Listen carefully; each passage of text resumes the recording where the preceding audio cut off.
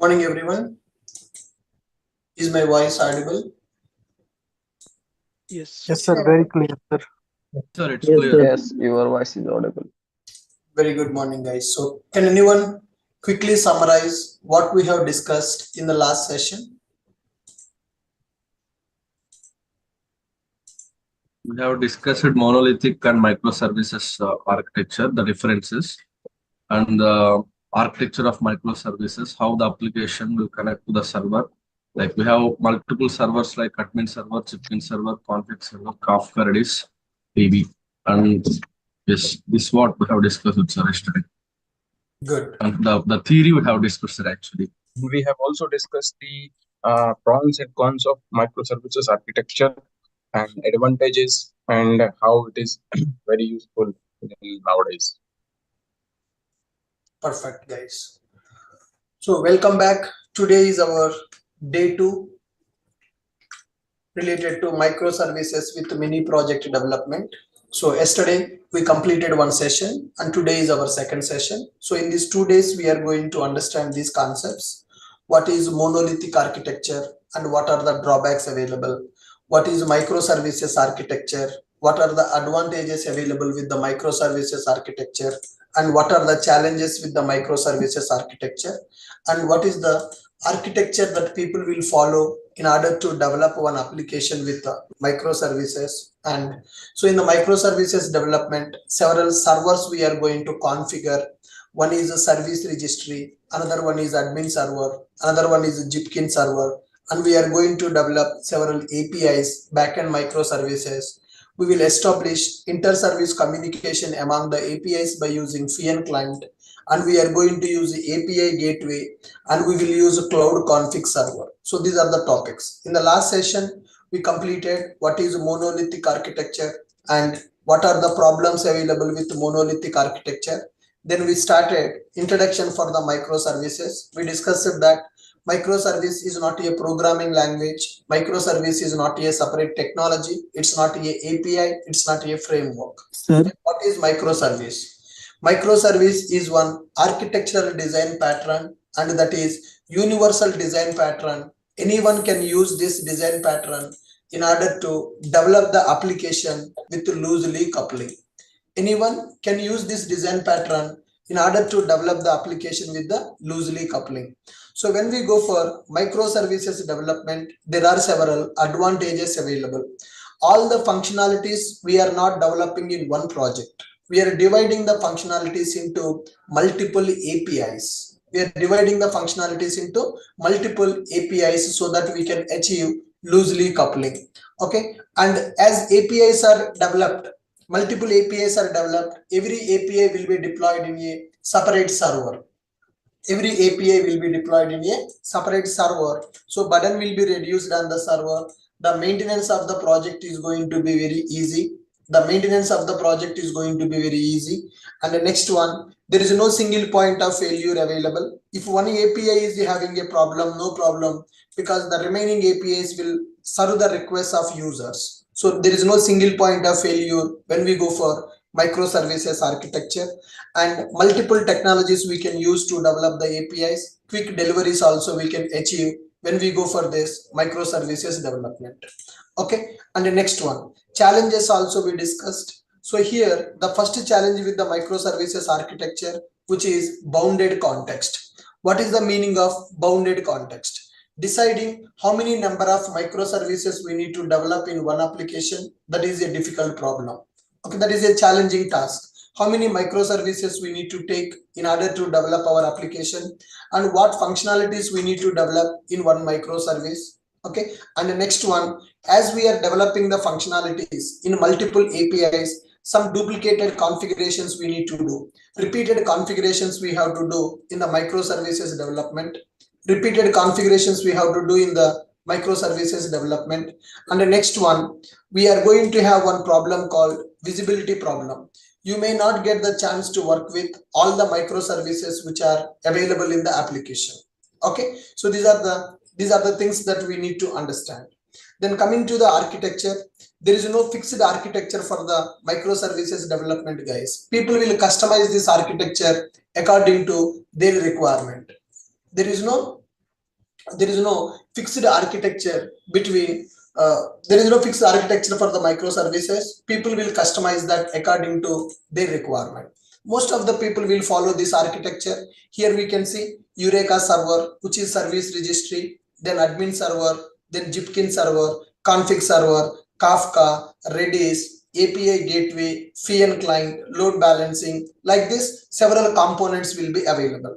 We discussed what is a service registry. Service registry is one microservice which is used to maintain the list of services available in our application. What services are available in our project? All the services information we can maintain at one place by using service registry. Okay, all the services that are available in our application we can maintain at one place by using service registry. So we can identify what all the services available, what are the status of those services, and what is the URL. All the information of the service we can access at one place by using service registry. The next one, admin server. What is the role of admin server? Admin server is used to monitor and manage all our microservices at one place. Jipkin server is used to understand the request processing time. How much time each microservice is taking to process the request, we can understand by using Jipkin server. And the next one, config server is available. What is the purpose of this config server? Config server is used to load the configuration properties from outside of the application. So it is going to make our application, loosely coupled with the configuration properties. And the next one, Kafka, it is used for distributed streaming. Redis is used for distributed cache. And the next one, as we are developing multiple microservices, one microservice can communicate with another microservice. For that, we will use FIAN client for inter-service communication. One microservice will communicate with another microservice by using FIAN client. And the next one, API gateway will be available for our application. What is the purpose of this API gateway? API gateway is going to act as an entry point. API gateway is going to act as an entry point. So any request coming from the UI, that request will be validated. That request will be filtered at the API gateway. If the request is valid, API gateway will forward the request to the actual microservice by using routing. If the request is invalid, API gateway will stop that request processing and will send error response back to the UI or error response back to the client. So this is the architecture.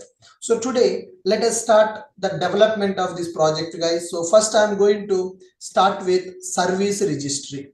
First we are going to start with service registry. So as we discussed, it is going to act as a discovery server.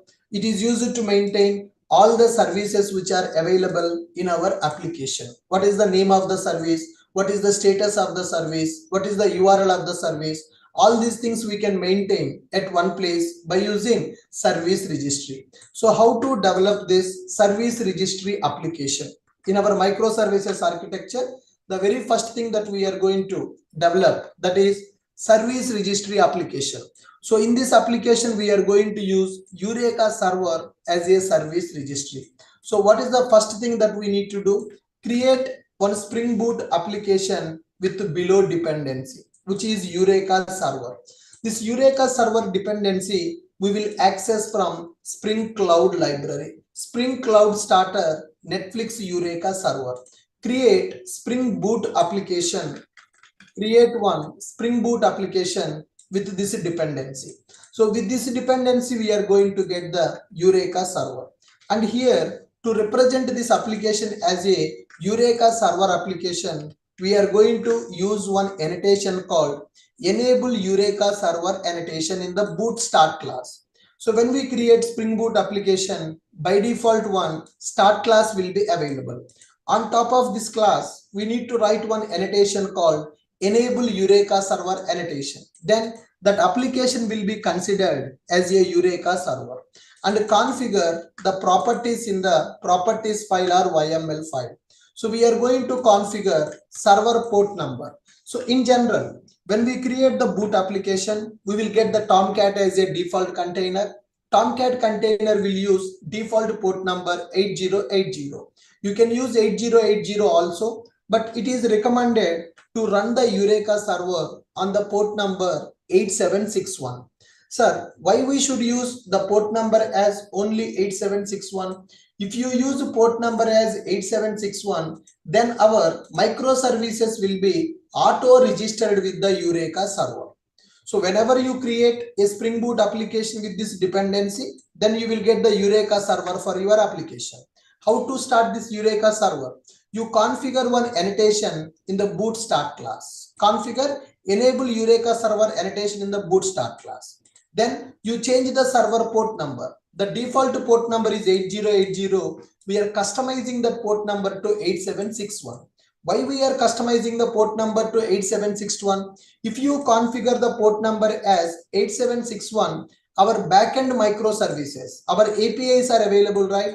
Our APIs will be auto register with the Eureka server. If you run your microservice, it will register with the Eureka server by default. It will act as a Eureka client. Eureka server, Eureka client. Our microservices, API 1, API 2, API 3, they should act as Eureka clients. They should act as Eureka clients. So that is the reason I'm going with the port number 8761. Okay, so this is the procedure in order to develop our first microservice in this architecture. The first microservice I'm going to develop, service registry. What is the role of service registry? It is used to maintain all the APIs information at one place. Now, let me start that, guys. Okay, let me create a new workspace folder. Whatever the projects I'm developing, after the class is completed, I will push all these projects to my GitHub repository and I will share the link also, guys. Okay, I'm creating this as my microservices workspace. I'm choosing the new workspace here. Open my Spring Toolsuite IDE. You can use any IDE, guys. IntelliJ IDE also you can use in order to develop these applications. If you go with IntelliJ Community Edition, directly you cannot create the project. First, you need to create the project from Initializer website, then download that project, then import that project. Okay. With this, my Toolsuite IDE is open. Let me change the font, colors and fonts. Let me increase the font size.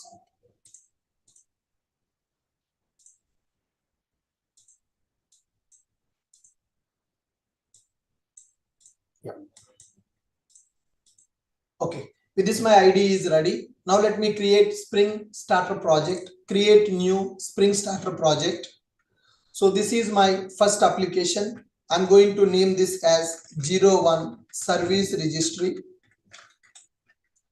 01 Service Registry. I'm using Maven as a build tool. Packaging type is a jar.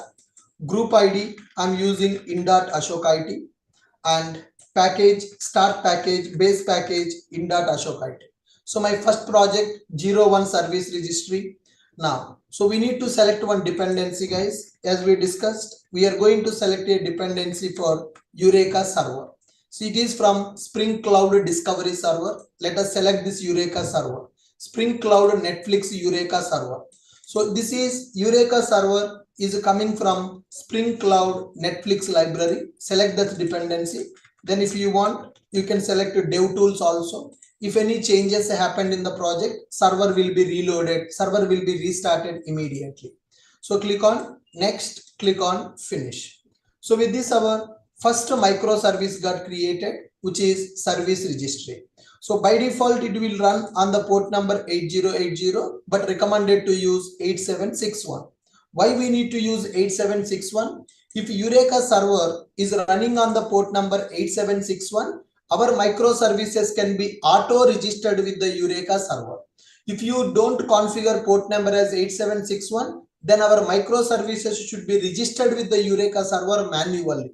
I will show you auto registration and I will show you manual registration also. And today you need to have 100% focus, guys. Today you need to have 100% focus because yesterday theory completed. Today completely practical session. Today completely coding part will be available. So don't attend the classes from mobile and don't use your mobile when you are attending the class because it is completely coding session. If you deviate for 2 minutes of time, then you cannot understand the next concept. If you deviate from the session, you can't understand the next concept. So you need to give 100% attention. You need to be very strict in order to attend this session. So concentration is very important. Otherwise, you cannot get the clarity. So it is not theory. It is completely coding session today. Okay, so we are going to develop a mini project on the microservices. So if anybody attending from mobile, please immediately join from your laptop and concentrate on the class properly. Okay, so I have created one application which I am going to use as service registry. So I'm going to use Eureka server as a service registry. For that, I'm using Spring Cloud Netflix library. Before going to start the coding, could you please confirm? Is my voice clear for everyone? Could you please confirm? Is my voice clear for everyone? My voice, my screen, my video, everything is clear? Very good. So I created one Spring Boot application. In this Spring Boot application, I added one dependency called Eureka server, and I added one more dependency called DevTools. That Eureka server dependency we are getting from Spring Cloud Starter Netflix library, and here boot application got created. So you can check in the pom.xml. In this Spring Boot application, pom.xml is available. There you can find out the dependencies I have added. Two dependencies I have selected, guys. One is Eureka server dependency I have selected. Another one is DevTools dependency I have selected. By default, test dependency also will be available. And you remember which version of the Spring Boot we are using. We are using latest version of the Spring Boot, that is 3.3.3. In the interview, they will ask you which is Spring Cloud version you are using. So when we are adding Eureka server dependency, Spring Cloud Starter Netflix Eureka server, this is the dependency that we are adding. This is the Spring Cloud library. So which version of the Spring Cloud you are using, that also you need to remember. 2023.0.3. So Java version 17, Spring Boot version 3.3.3, and Spring Cloud version 2023.0.3. So in the interviews, they will ask this question also. Are you using Eureka server in your project? Then if you say yes, then can you tell me which version of the Spring Cloud you are using in your project? So you need to remember this version number also. Okay, so project is created. Now let us go here. Start class is available, which is entry point for our boot application. Now here, this application class, this is start class of the Spring Boot, entry point for the boot application. So let me represent this application is working as Eureka. So for that, we are going to write one annotation called enable Eureka server. I'm writing one annotation which is called enable Eureka server. If I write this annotation, then this application will act as a Eureka server application, which we can call as service registry application, and we can call as service discovery application also.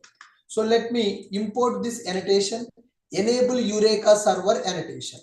I'm importing the annotation called enable Eureka server annotation, which will represent this application is going to act as a Eureka server. Currently, I'm not changing the port number. Just let me do the Maven update. Update this project and run this application. Start class is available, right? Run this as a boot application and let us see Eureka server dashboard. Right click, run as boot application, run as Spring Boot application. So it will run with the embedded container. So that is a Tomcat. By default, we are going to get Tomcat as an embedded container. It will run on the port number 8080. So my Eureka server project is getting started. You can check the console. Bean factory is created. Tomcat server is started. Okay. What is the port number? With the port number 8080, it is getting started. Now it is exposing actuator endpoint also. Exposing actuator endpoint. We are getting some error. Cannot execute request on any known server. That is fine. Now you can see here our Eureka server application got started, which is using the port number 8080. Now let's go to browser and let us access localhost colon 8080. Localhost colon 8080. So when I hit this URL localhost colon 8080, can you see Eureka dashboard is coming? Are we able to access Eureka dashboard? Here you no need to add the web starter. If you add the Eureka server, by default it will take care of the Tomcat container. Web starter is not required because we are adding Eureka server. So when we add the Eureka server, it will take care of the web server which is required to run our application. Are you guys clear with my point? Are you guys clear with my point? We are able to create the boot application by adding one dependency, and we configured one annotation at the start class of the Spring Boot, and I'm able to start my application. My application is running. Eureka server I'm able to access. Eureka dashboard is available. So localhost colon 8080 Eureka server dashboard I'm able to access. Currently, any microservice registered with the Eureka? Do you have any clients with the Eureka as of now? No, just Eureka server is available. There are no clients available. Who are going to act as a client for the Eureka? Our microservices. Flights API, hotels API, trains API, cabs API, or your credit card API, debit card API, net banking API, whatever the backend microservices we are going to develop, those backend microservices will register with the Eureka server. So Eureka server is available. It is running on the port number 8080. Let me change that port number to 8761. Why I am changing the port number to 8761? Clients will be auto registered with the Eureka. You don't need to register the clients manually. How to change it? Go to this properties file. So you can configure that port number in the properties file, or you can change the properties file to YML file also. Now let me change this properties file to the YML file. Application or properties file is available. You can convert this properties file to YML file. I think they removed that option. Earlier here, directly there will be one option called, yes, we have the option now also. Application properties, Spring option, convert to dot properties to dot YML. Currently, the properties files are outdated, guys. In the market, people are using YML files. So I am converting the dot properties file to dot YML. Spring converted to YML. Okay. Yes, the properties file is updated to YML file. Now let me configure a port number. How we are going to configure port number? Server.port. So YML syntax, server.port we are going to use. So the YML syntax we need to follow, and you can use control space if you don't know that syntax. So it is computing that proposal. Server.port I need to configure. Generally server.port. Yes, that is the syntax. The port number I am configuring as 8761. The port number I configured 8761 in this YML. Okay, let us do the Maven update. Update this project, force update.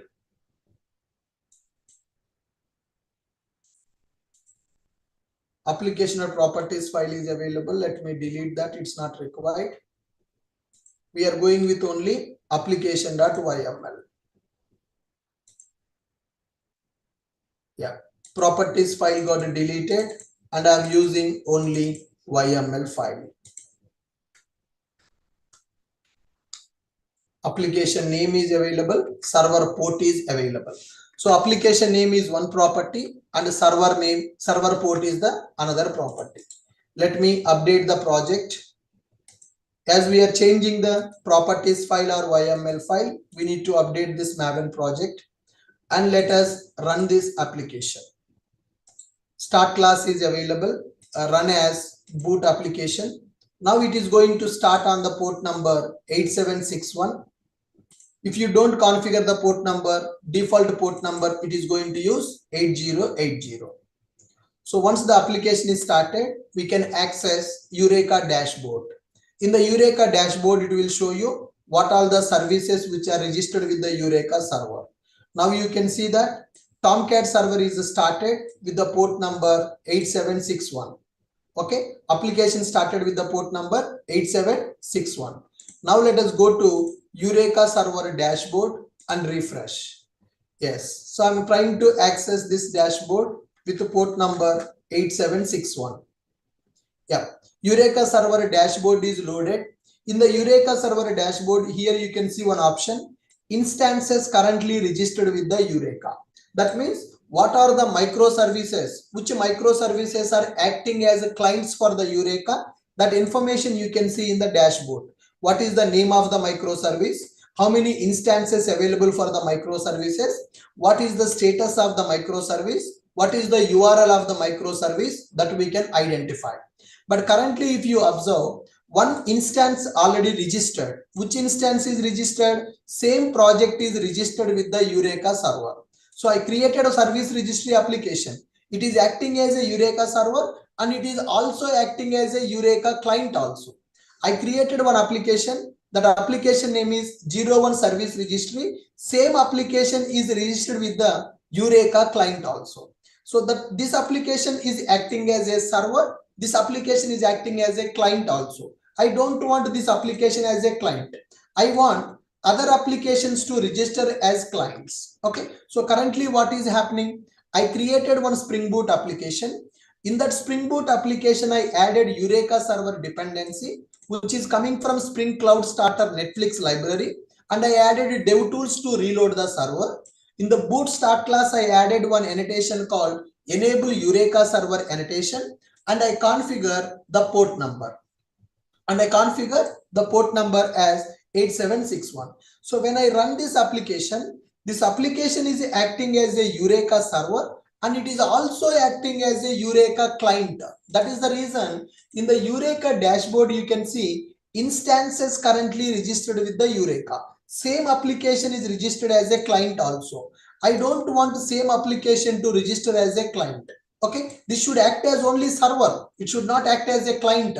My clients are actual microservices. How to stop this application to register as a client? For that, we need to write one property, Eureka.client.register with Eureka false. I'm writing Eureka.client.register with Eureka false. I am going to write. If I write Eureka client register with Eureka false, then what is going to happen? This application will act as only server. This application will not act as client. Now you see no instances available. Earlier, same application displayed as a client also. Eureka server, Eureka client. What is the role of Eureka server in the microservices? Eureka server is used to provide a dashboard with the information of all the microservices available in the application. Which microservice available? What is the name? What is the status? What is the health? How many instances available for one microservice? What is the URL of the microservice? Everything we can access from the Eureka dashboard. So why we are configuring Eureka's port number as 8761, guys? What is the reason for configuring Eureka port number as 8761? If a service registry project port is 8761, then clients can discover service registry and will register automatically with the service registry. If service registry running on any other port number, then we have to register clients with the service registry manually. Okay, note 1 and note 2. You can run the service registry on any port number. So what is the difference? If you run the service registry on the port number 8761, then clients can discover service registry and will register automatically with the service registry. If a service registry project running on any other port number apart from 8761, then you need to register clients with the service registry manually.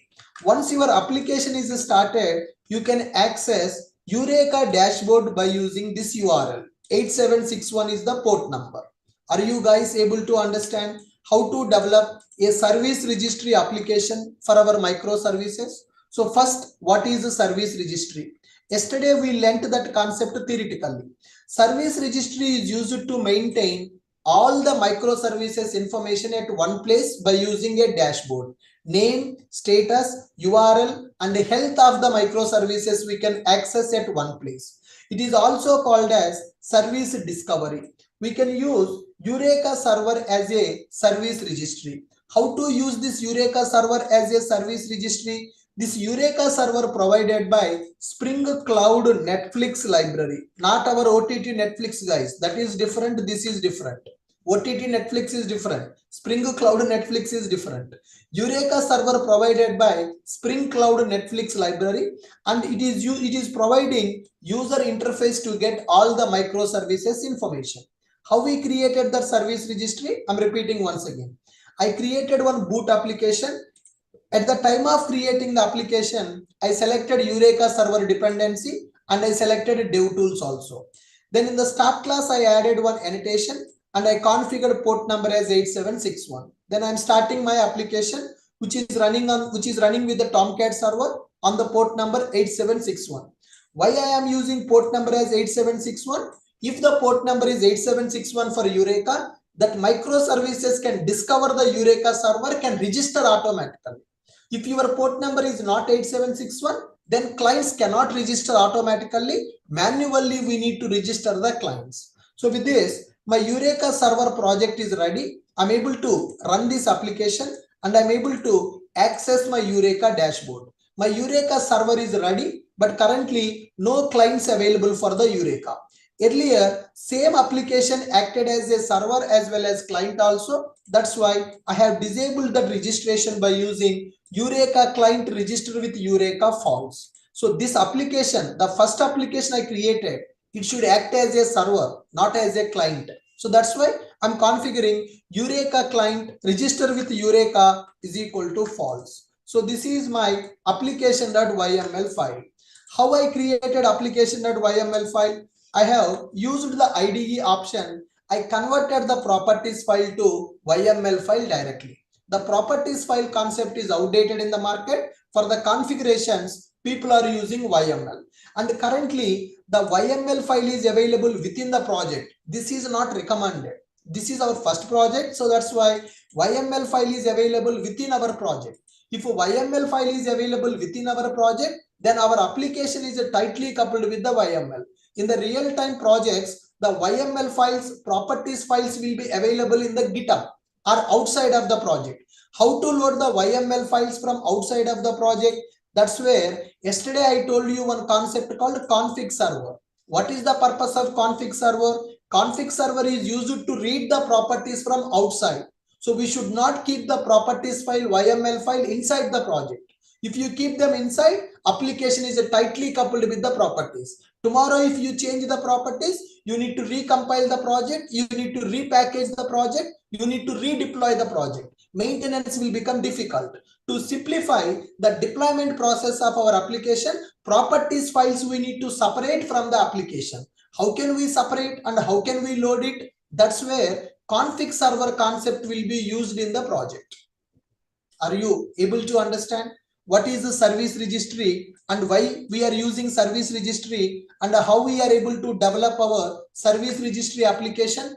If you are clear with the first microservice development, can you respond in the chat box?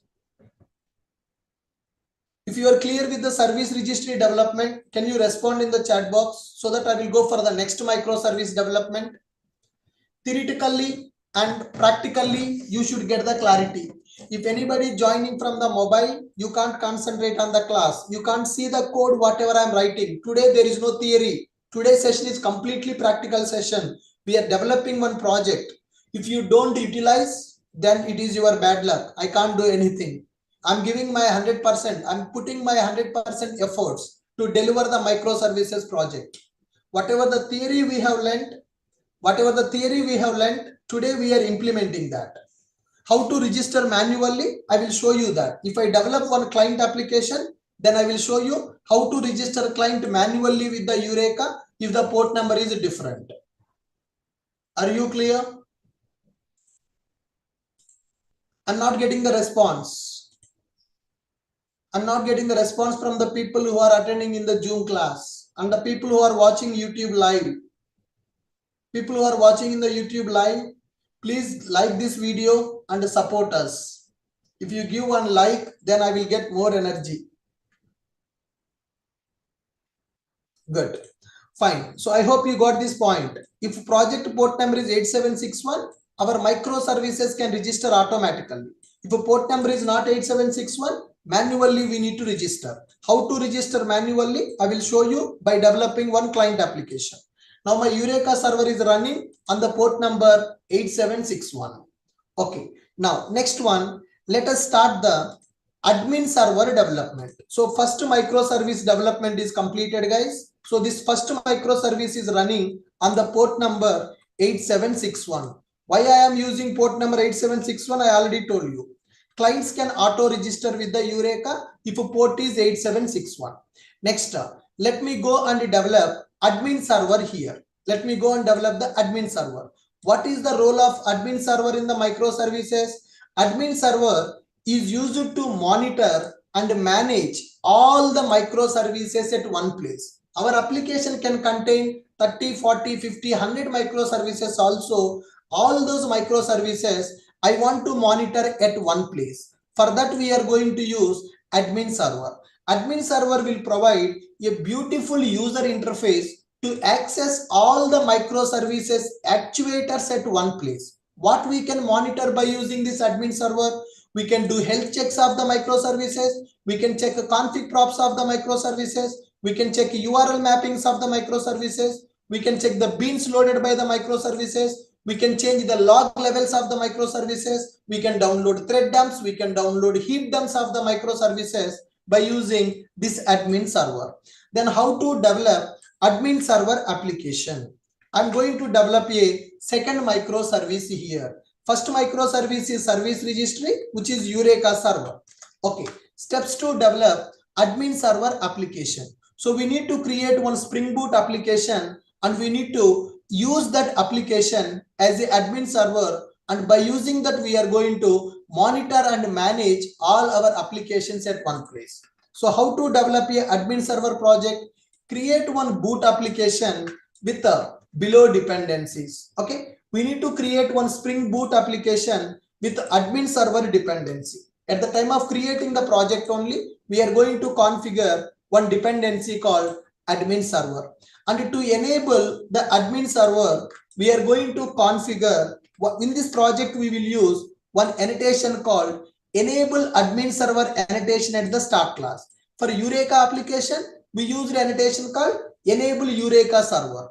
For admin server project, we will use annotation called enable admin server. Then changing the port number, it's not required, it is optional. By default, we'll go with 8080. But two projects cannot run on the same port number. It's better to change the port number. Once it is configured, then you can run your application and you can access your application in the browser. Then we can see admin server UI. So create one Spring Boot application with the admin server dependency. Create one Spring Boot application with the admin server dependency. Then this dependency we can select while creating the project. And once the project is created, to represent this project as an admin server project, we are going to configure enable admin server annotation at the start class of the application. Then we are going to change the port number. Changing the port number is optional. Then you can run the application. Once the application is started, you can access its URL in the browser and you can see admin server dashboard. Okay, let me go and develop that project. Second application I am going to develop 02 service. This is Spring Starter project. 02 project I am going to create. I'm going to name it as admin server. I'm going to name it as admin server Maven project. Packaging is jar, Java 17, group ID and base package. Click on next. Yeah, dependencies. So let me search for the dependency called admin server. Yes, code centric Spring Boot admin. Actually, this is Spring Boot admin server we are using. This is not from the Spring Boot libraries, guys. Code centric company provided this admin server. Spring Boot is integrating with that admin server. So actual this Spring Boot admin server topic that we are using, This is developed by code-centric company, and Spring Boot integrated that library for us in order to monitor and manage our microservices. So you see, required for your application to register with a code-centric Spring Boot admin server interface. So I'm selecting Spring Boot admin server, sorry, not admin client, guys. So we need to select admin server dependency. Admin server will be available, admin client will be available. So code-centric Spring Boot admin client, yes. Admin server dependency we need to select. So when we are developing the microservices, then we are going to select the client dependency. For Spring Boot admin, client available, server available. Currently we are developing the server. Can you see this? A community project to manage and monitor your Spring Boot applications. It provides a UI on top of the Spring Boot actuator endpoints. So in the Spring Boot, we are having actuators concept to monitor and manage our applications. On top of those actuators, this user interface will be provided by admin server. So by using this admin server, all the microservices can be monitored, can be managed at one place. Who provided this admin server? Admin server provided by code-centric company. It is a community project. Spring Boot people has taken that community project and integrated with the Spring Boot. So Spring Boot will give actuators. To monitor the actuators, to access the actuators at one place, this admin server project we are going to create. Admin client, admin server. Currently we are creating admin server. Client we are going to use for microservices. When I am going to develop a microservice, then I will use client dependency. Currently, let me go with admin server dependency. Click on next, click on next one. Dev tools dependency also we can add. If any changes are required, then the server will be automatically reloaded. Two dependencies I'm selecting. Dev tools, admin server. Click on next and finish. So with this, my second microservice is getting created, which is admin server project. Now, here also we need to configure the annotation, that is enable admin server annotation. At the start class of this Spring Boot, we need to configure that annotation called enable admin server. Project is getting created. Go to pom.xml file and let us see the dependencies which are available. Now, Spring Boot admin version 3.3.3. Spring Boot version 3.3.3. Admin version is also 3.3.3. There is no cloud dependency here because admin server not from the Spring Cloud. Admin server from the code centric. Eureka server from the Spring Cloud. Okay. So this is admin starter server dependency added. Dev tools dependency is added. That's it. Now go here. Go to the start class of the application. Configure one annotation, that is enable admin server. Let us write that annotation, enable admin server. Enable one annotation called enable admin server. That's it. Port number by default 8080, right? I'm going to change it. You can configure any port number. Convert the properties file to YML file. Spring, convert to dot properties to .yml. YML file is available. Still properties file available. Let me delete it. I don't need the properties file. I'm going to use YML. 02 admin server. Configure server port number. Configure server port number. Server dot port. Configure server dot port. You can give any port number for this. I'm giving 1111. Okay, you can give any port number. I'm giving the port number as 1111. Good. Now let me do the Maven update. Update Maven project because the YML file content got modified.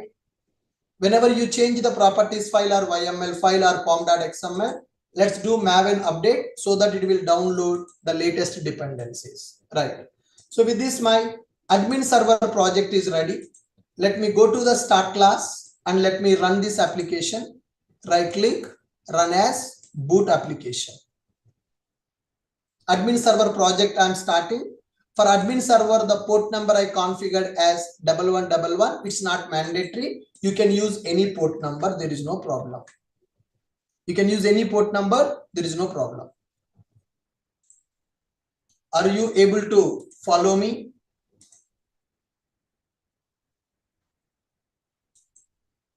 Are you able to follow me, guys? Now Eureka server dashboard is available. Currently no instances available with the Eureka. Now let me go and access my admin server. Localhost colon 1111. 1111 is the port number I configured for my admin server. Yes, with this I'm able to access my admin server dashboard. Currently admin server available, but there are no applications available with the admin server. No applications registered with the admin server. So what is the meaning of that? Eureka server is ready, no clients available, admin server is available, currently no applications are registered. What is the meaning of no applications registered? Our actual microservices are not available.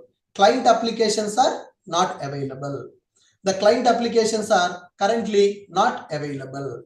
Are you able to follow this? Are you able to follow this?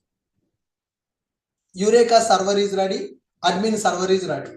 Eureka server running on the port number 8761. Admin server is running on the port number 1111. Admin server running on the port number 1111. What is the process we are following to develop this admin server?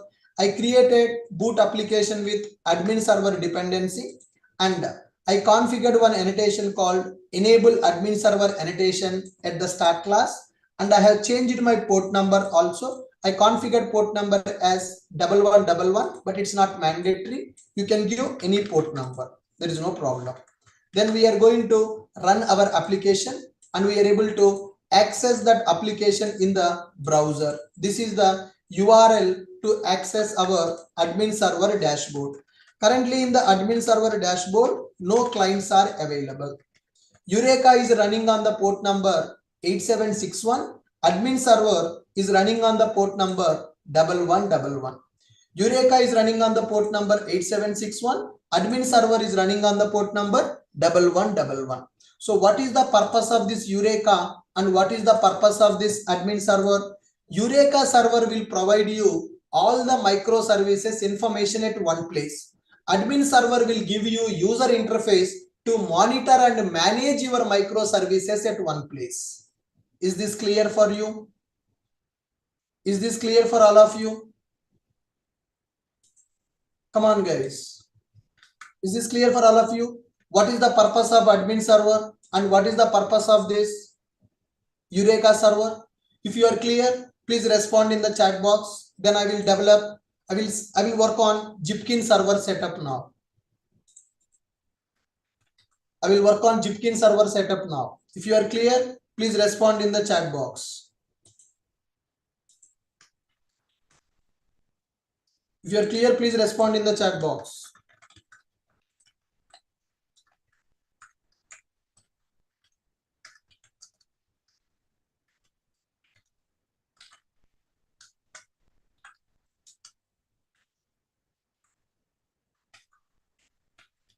Come on.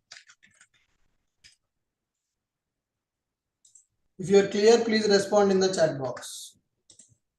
What is the purpose of Eureka server and what is the purpose of admin server that we have created?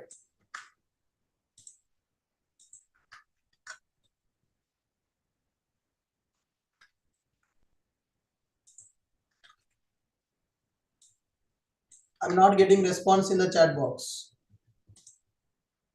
Admin server is used to monitor and manage all the APIs at one place. Currently, Eureka server is available and admin server is available. Currently, Eureka server is available, admin server is available. Next one, let us go for Jipkin server. So what is the meaning of Jipkin server? What is the Jipkin server, guys? Jipkin server is used for distributed tracing. Jipkin server is used for distributed tracing. You see in the diagram here, admin server is ready, Eureka server is ready. Eureka server maintains all the microservices information at one place. Admin server is used to monitor all the APIs at one place. Now I'm going with a Jipkin server. What is the purpose of Jipkin server? Yesterday we discussed theoretically. Jipkin server is used for distributed tracing of our requests. Jipkin server is used for distributed tracing of our requests. How much time taking to process one request? How many microservices involved in the request processing? Okay, and which microservice is processing the request quickly? Which microservice is taking more time to process the request? That information we can identify by using Jipkin server. Which microservice is processing the request quickly? Which microservice is taking more time to process the request? How many microservices involved in one request processing? We can understand by using Jipkin server. So how can we work with this Jipkin server, guys? So actually Jipkin server project you no need to develop. Okay, so Eureka server project we developed, admin server project we developed, but for the Jipkin server we no need to develop that project because Jipkin project is already available in the internet as a jar file. So Jipkin server jar file is already available. You can download that Jipkin jar file from the internet. Once the jar file is available, you can run that jar file directly. Jipkin is also a Spring Boot application, but it is a ready-made project. Already they developed it and they provided the Jipkin jar in the internet. What you need to do, you just download the Jipkin jar file and you run the Jipkin jar file by using this command. So the Jipkin server by default will run on the port number 9411. Jipkin server will run on the port number 9411. So once the Jipkin server is started, you access your Jipkin server dashboard by using below URL. So if you can follow these 4 steps right, then your Jipkin server will be ready. If you use these 4 steps now, then your Jipkin server will be ready. Download Jipkin jar file. This is the URL for that. Run the Jipkin jar file using this command. Then Jipkin server will run on the port number 9411 and you can access the Jipkin server dashboard with this URL. So let me go to this URL and let me download the Jipkin server from internet. Go to this, use this URL, paste in the browser. Yes, we are able to access Jipkin website. So they are telling that you can download the Jipkin jar. If you have Java 17 or a higher version installed, you can download the latest release of the Jipkin jar. If you click on the latest release here, the Jipkin jar file will be downloaded into your system. Now you can see the Jipkin jar file is getting downloaded in my system. So that is a Spring Boot project. It is downloaded as a jar file. Let me open. In my downloads folder, that Jipkin jar file is downloaded. You can check this. So Jipkin jar file is downloaded. Jipkin server 3.4.1 exec.jar. Let me take this Jipkin jar file. Let me keep into our folder classes. Yeah, something like 27 JRTP. Here I am keeping this one. My Jipkin server jar file is available. How to run this jar file? Let me open a command prompt from the location where the jar file is available. My jar file is available in this location, e-classes 27 JRTP. So you can check it. You can check it that Jipkin jar file is available in this location. 27 JRTP folder is available. In this folder, Jipkin server jar is available. How to run this jar file? Java space -jar space Jipkin server.jar. So the jar file is downloaded from the internet. Now I am running this jar file. Run this jar file. It will start the Jipkin server. Yes, this is the Jipkin banner. Jipkin server is getting started and the Jipkin server will use port number 9411. Okay, the Jipkin server is getting started. You can see the port number. It is running on the port number 9411. You can access the Jipkin server by using this URL. Let's go to browser, localhost colon 9411. Localhost colon 9411. We are able to access our Jipkin dashboard. What is the purpose of Jipkin dashboard? To check the traces, distributed tracing we can achieve by using Jipkin server. So we are going to develop the microservices. How much time our microservice is taking to process a request? How many microservices involved in our request processing? We can track that information by using Jipkin server. So with this, Eureka server is ready, admin server is ready, Jipkin server is also ready. But our microservices are not available as of now. Just we developed Eureka server, admin server. Eureka server running on the port number 8761, admin server running on the port number 1111. My Jipkin server is running on the port number 9411. Are you guys clear? Are you guys clear with the Eureka server, admin server, Jipkin server, and what is the purpose of them and how to work with them? Admin server is used to monitor and manage all the APIs at one place. Jipkin server is used for distributed tracing. Jipkin server is used for distributed tracing.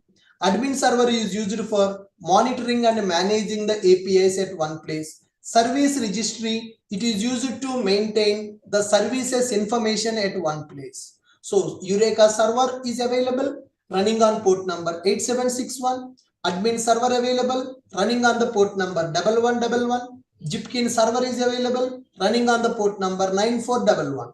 Jipkin server project I have not developed. I downloaded the jar file of the Jipkin server and I have executed that jar file. So this is the URL from where you can download the Jipkin jar.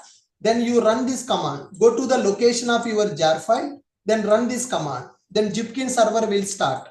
Its port number is going to be 9411. Then you can access the Jipkin dashboard. Are you guys clear with my point? Are you guys clear with my point?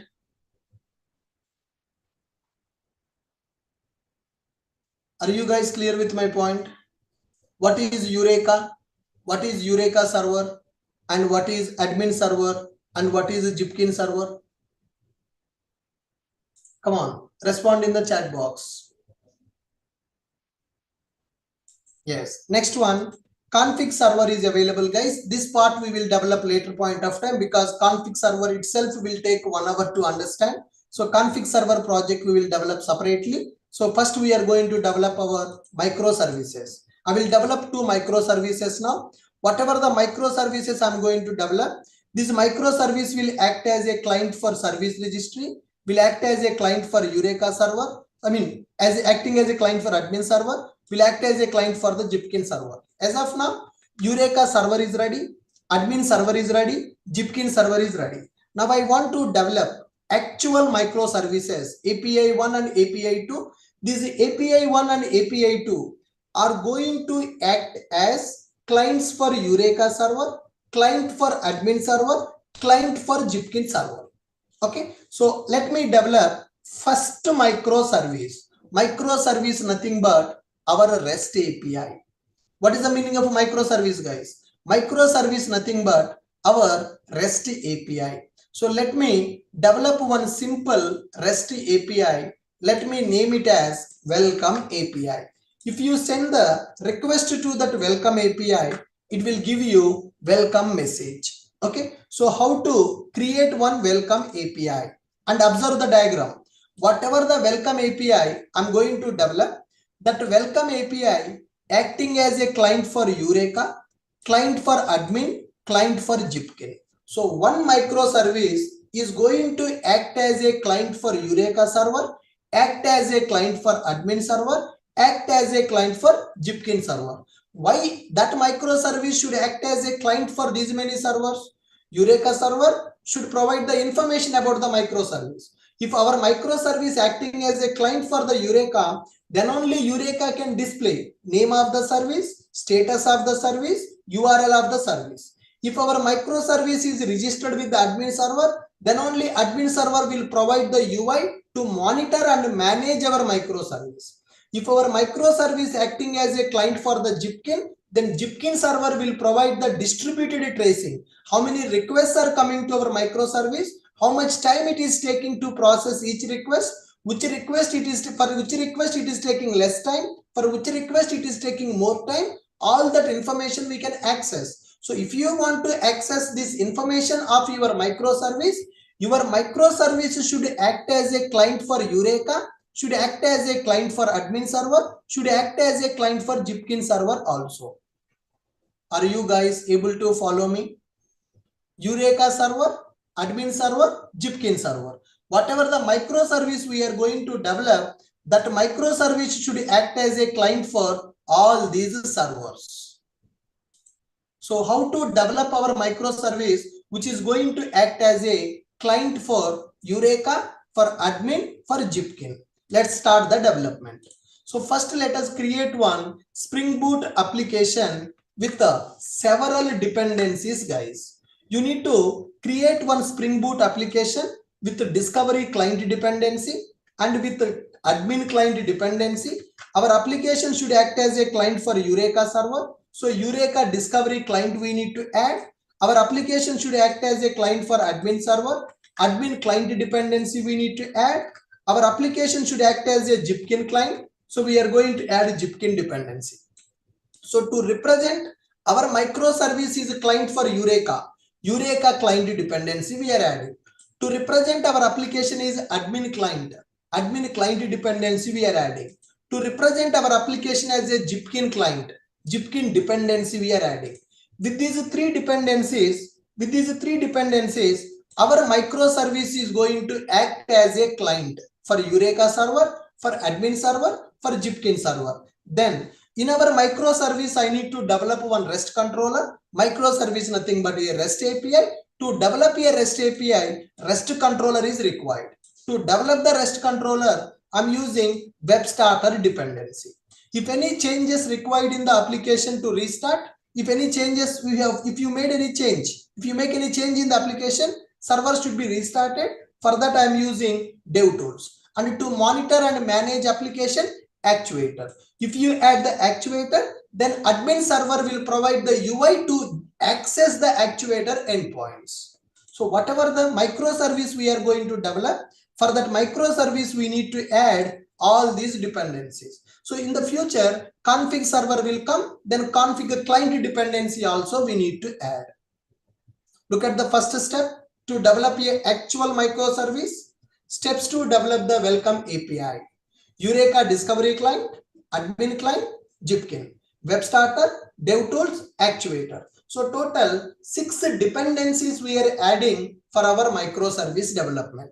Microservice nothing but one REST API. Microservice nothing but one REST API. Are you guys able to follow me? Are you guys able to follow me? I'm not getting response. Anybody feeling it is difficult? I'm trying my best to explain you. If you are not able to understand, let me know. I will repeat once again. Your Sunday should not be wasted. You are giving 2 to 3 hours of time for me. So there should be some benefit. You need to get some benefit out of this. I don't want to waste your time. Okay, whatever the concept I'm explaining, that should be injected into your brain. If you are not able to understand, then I will repeat that once again.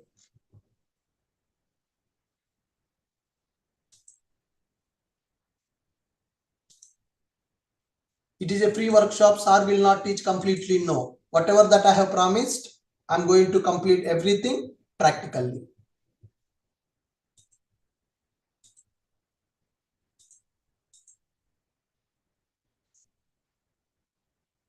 Very good. Now let me create my microservice application, guys. As of now, I configure my servers only. Service registry, admin server, Eureka server. Servers I configure for managing purpose. For managing the microservices, my servers are ready. Now I need to develop actual microservice. So let me go here, file, new, Spring Starter project. Actually, I'm giving the name as a 04, guys. 03 is a Jipkin. Jipkin we are not creating. Jipkin jar file we downloaded. So let me give the name as a 04 welcome API. I'm giving the name it as welcome service or welcome API. This is our actual microservice. Okay. Dependencies we need to add very carefully, guys. DevTools, first let me add one by one. Eureka discovery client. My microservice should act as a client for the Eureka. So that's why I'm selecting one dependency called Eureka discovery client. What is this Eureka discovery client? REST-based service for locating the services for the purpose of load balancing and failover of middle tier servers. So Eureka discovery client dependency we are adding. So with this dependency, we can make our application as a client and it will register with the Eureka. Next one, I want to make this application as a client for admin server also for managing and monitoring purpose. So let me add one dependency called admin server dependency. So admin client server is already available. We need to add the client dependency. Code centric Spring Boot admin client dependency I have added.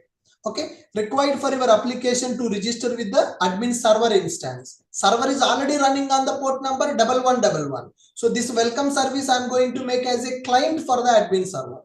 And Jipkin server already running on the port number 9411. So my microservices should act as a client for the Jipkin. So observability purpose. So Jipkin dependency I'm adding. Enable and expose span and trace IDs of the Jipkin. So select the Jipkin dependency. Okay, 3 dependencies I have selected. Discovery client dependency, admin client dependency, Jipkin dependency. Now web starter, dev tools, actuator. Web starter to create a REST controller, dev tools to reload the server, to restart the server, actuator for monitoring endpoints we need to provide. Now let me select web starter, Spring Boot, Spring Web dependency I need to select. Spring Web dependency I have to select. Yes, Spring Web dependency I selected. Dev tools dependency I am selecting to restart the server when there is some change in the application. And actuator I am selecting. Spring Boot actuator, providing the production ready features of the application. Built-in actuator endpoints available. So total 6 dependencies I selected. In future, config client also will be added. If config server project is ready, then in our microservice we need to add config client also. Config server is little confusing topic, guys. I will discuss that separately. Click on next and click on finish.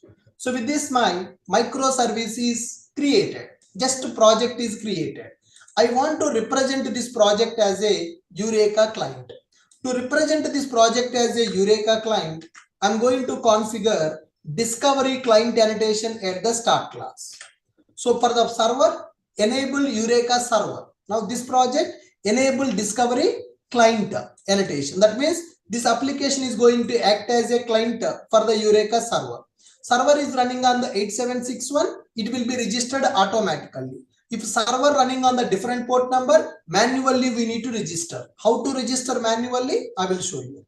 Once this Eureka's client dependency is added, then we need to create one REST controller for processing the request and configure the properties in the YML. Server port number, application name, admin server URL, that Eureka server URL, actuator endpoints we need to configure. Let's do that. First, let me go here. My welcome service is ready. Go to pom.xml and see the dependencies which are available. See the dependencies which are available here. So what are the dependencies we configured? Yeah. Actuator dependency configured, web starter dependency configured, admin client dependency configured, Jipkin we added na, micrometer dependency is added, Eureka client dependency is available, dev tools dependency available, test is coming by default. So total 6 dependencies we have added. Admin version, cloud version, Spring Boot version. All these version numbers we need to remember. Java version we are using 17. For Spring Boot 3.x version, Java 17 is mandatory, guys. Now go to start class of our application. Let me represent this application as a Eureka client.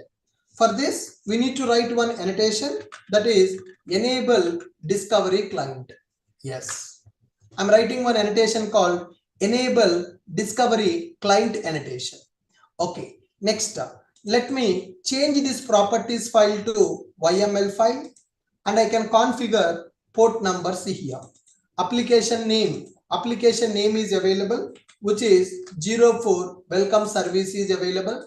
Configure port number for this application. Okay, so the port number I will configure server.port. Server.port number I am giving this one as 8081. Server port number I am configuring as 8081. Application name welcome service. Server port number 8081. This application should register with the Eureka server. Do I need to register manually or no need to register manually now? Guys, my application should register with the Eureka server manually. No need to register with the Eureka server manually. Eureka already running on the 8761. No need to register manually. Automatically it will register. Suppose if Eureka server is not running on the 8761, then we need to register manually. How to register our application with the Eureka server manually? For that we should write one property. What is that property we need to write? Eureka dot client dot service URL dot Eureka dot client dot service URL dot default zone. That we need to configure http colon localhost colon 8761/Eureka. So if you write this property, then our microservice will register with the Eureka server. But if Eureka server is 8761 port, this property not required. It will automatically register with the Eureka. If your Eureka server port number is anything something like 9090, then this property we need to write in the microservice. This is called manual registration with the Eureka server. If you write this property, then your application will register with the Eureka server manually. If it is 8761, you no need to write this property. Are you guys able to understand? Eureka client service URL. That means where is Eureka server available? You need to tell the URL of the Eureka. And remember that point. I already told you. If Eureka server is running on the 8761, client will be auto registered. If Eureka server running on the any other port number, manually we need to register. How to register manually? In our microservice we should write this property. Then only it will be registered with the Eureka server. Now my application should register with the admin server also. How to register with the admin server? Spring dot boot dot admin client dot URL.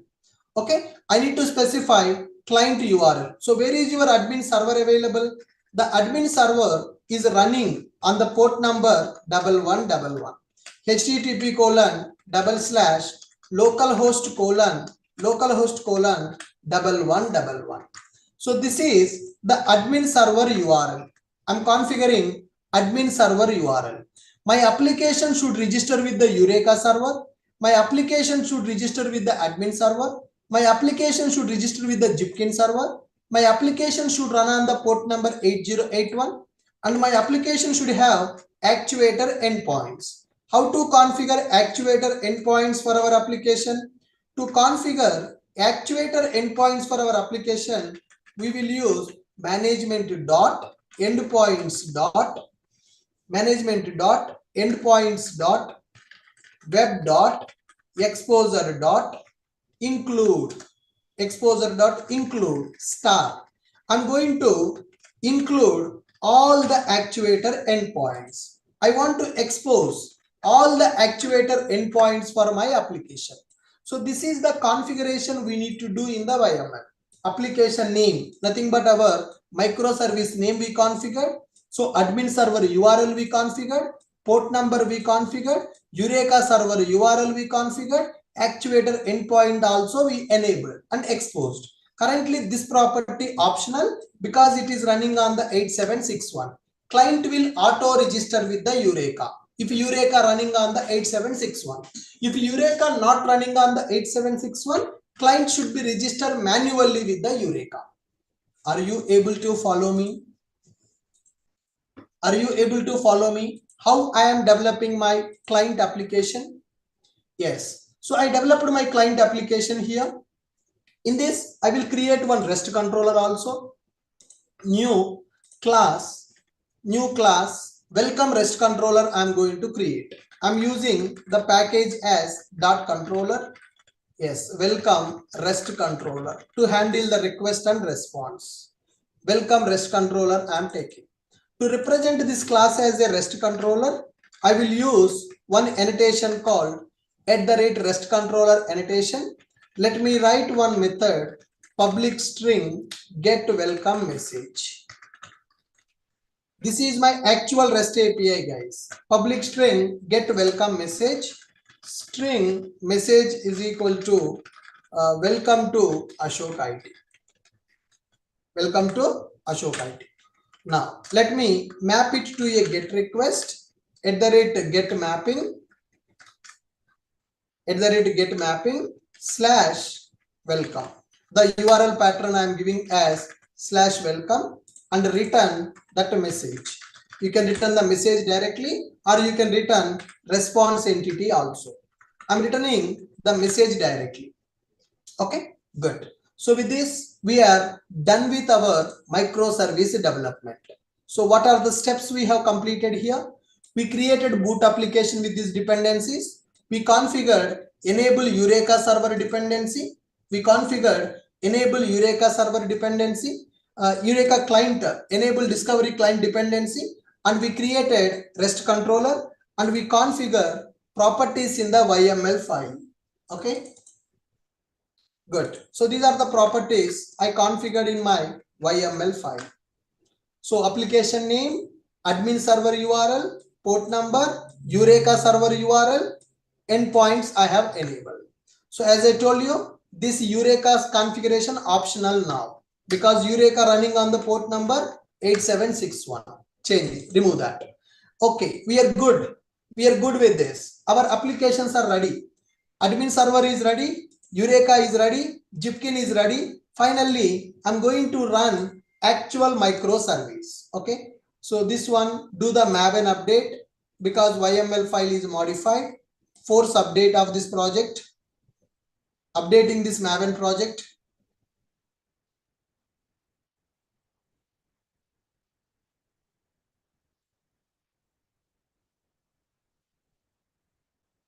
Yep, project is updated. Check the Eureka. Currently, any client is registered with the Eureka, guys. Currently, any client is registered with the Eureka. There is no client registered with the Eureka. There is no client registered with the Eureka. Go to admin server. Currently, any application registered with the admin server? No, no application registered with the admin server. Can you go to Zipkin server? Currently, any distributed traces are available in the Zipkin? No, distributed traces also not available in the Zipkin. So first time I'm going to run actual microservice. So microservice nothing but a small API, a small REST API which will perform only one action. I developed welcome REST API. How I developed welcome REST API? This is the process. I created application with these dependencies and I configured enable discovery client annotation. I created one REST controller, very simple REST controller, which is having a get request method called /welcome. If you send the request to that method, it will return the response as welcome to Ashok IT. And I configured properties in the YML file. Application name, admin server URL, port number, Eureka server URL, actuators I have enabled. That's it. Now, let me run this application now.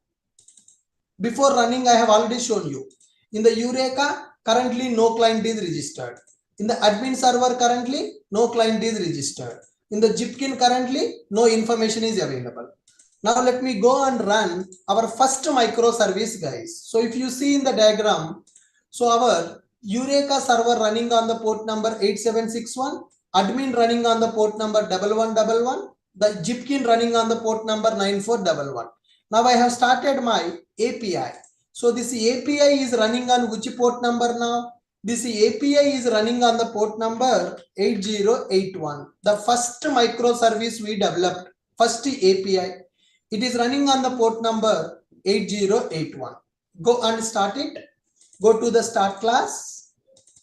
Go to the start class, which is application.java, right click, run as boot application.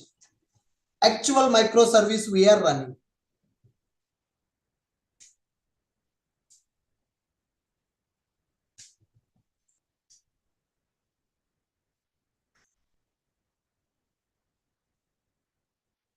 Yes, our welcome service is running.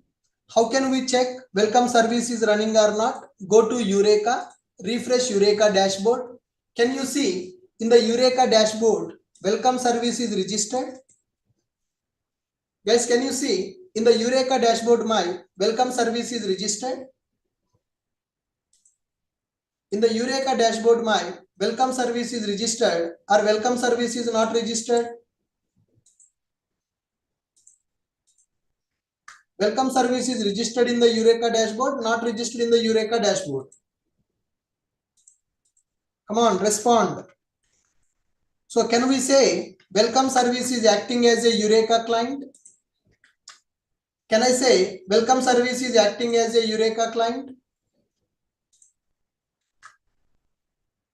Okay, now go to admin server.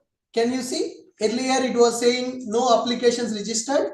Now in the admin server, welcome service is available. One instance is available. Open this one. Okay, welcome service is available. Now let me click on this welcome service. So this is the monitoring. Wall board is available, applications available, welcome service available in the admin server. Open this welcome service now. Open this welcome service, application Spring Boot admin server, wall board, applications. Yes, application is available, welcome service is available, localhost : 1111. Yes, welcome service is registered with this admin server. Let's go here, environment, beans, configuration properties, dependencies, loggers, all this information we can access and we can monitor our application. What are the URL mappings available in your application? What are the cache available in your application? What the metrics of the application we can get, environment details of our application, configuration properties, loggers. Currently, the application log level is info. We can change it to debug. Without restarting the server, we can change the log level of the application. This is one interview question. How can you change the log level of the application without restarting the server? So that's where admin server comes into picture. By using this admin server, we can monitor our application and we can manage. So what are the threads information available? What are the processes running? How the garbage collection is working in our project? What is the heap memory in our application? What is the non-heap memory in our application? All the memory details, logger details, JVM details, thread dump, download the thread dump of our application, what all the threads running in our application, and download the heap dump. Heap dump contain the sensitive data, so you can download the heap dump of the application, you can download the thread dump of the application. What are the URL patterns available in our application? So dispatcher servlet acting as a front controller for our application. All these kind of things we can access by using this Spring Boot admin server. But what the Eureka server providing? Eureka server is telling you what all the microservices available, what is the status of the microservice, what is the name of the microservice, what is the URL of the microservice that we can access by using Eureka. Admin server will give you the facility to access the actuator endpoints at one place with the beautiful UI. Go to Jipkin, click on the run query.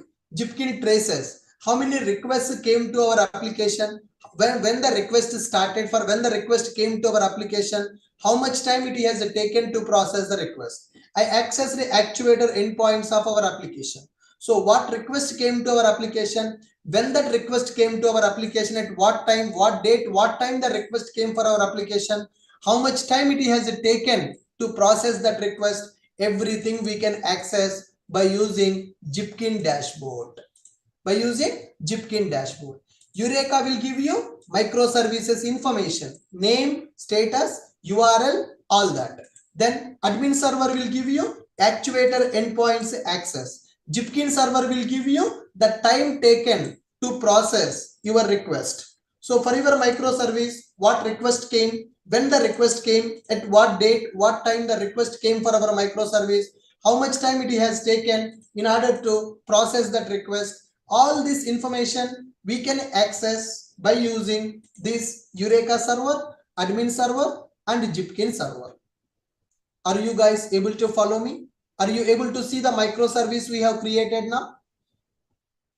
Are we able to see the microservice that we have created now?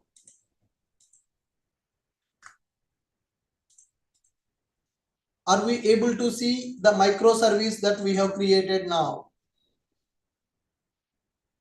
I'm not getting the response from the people.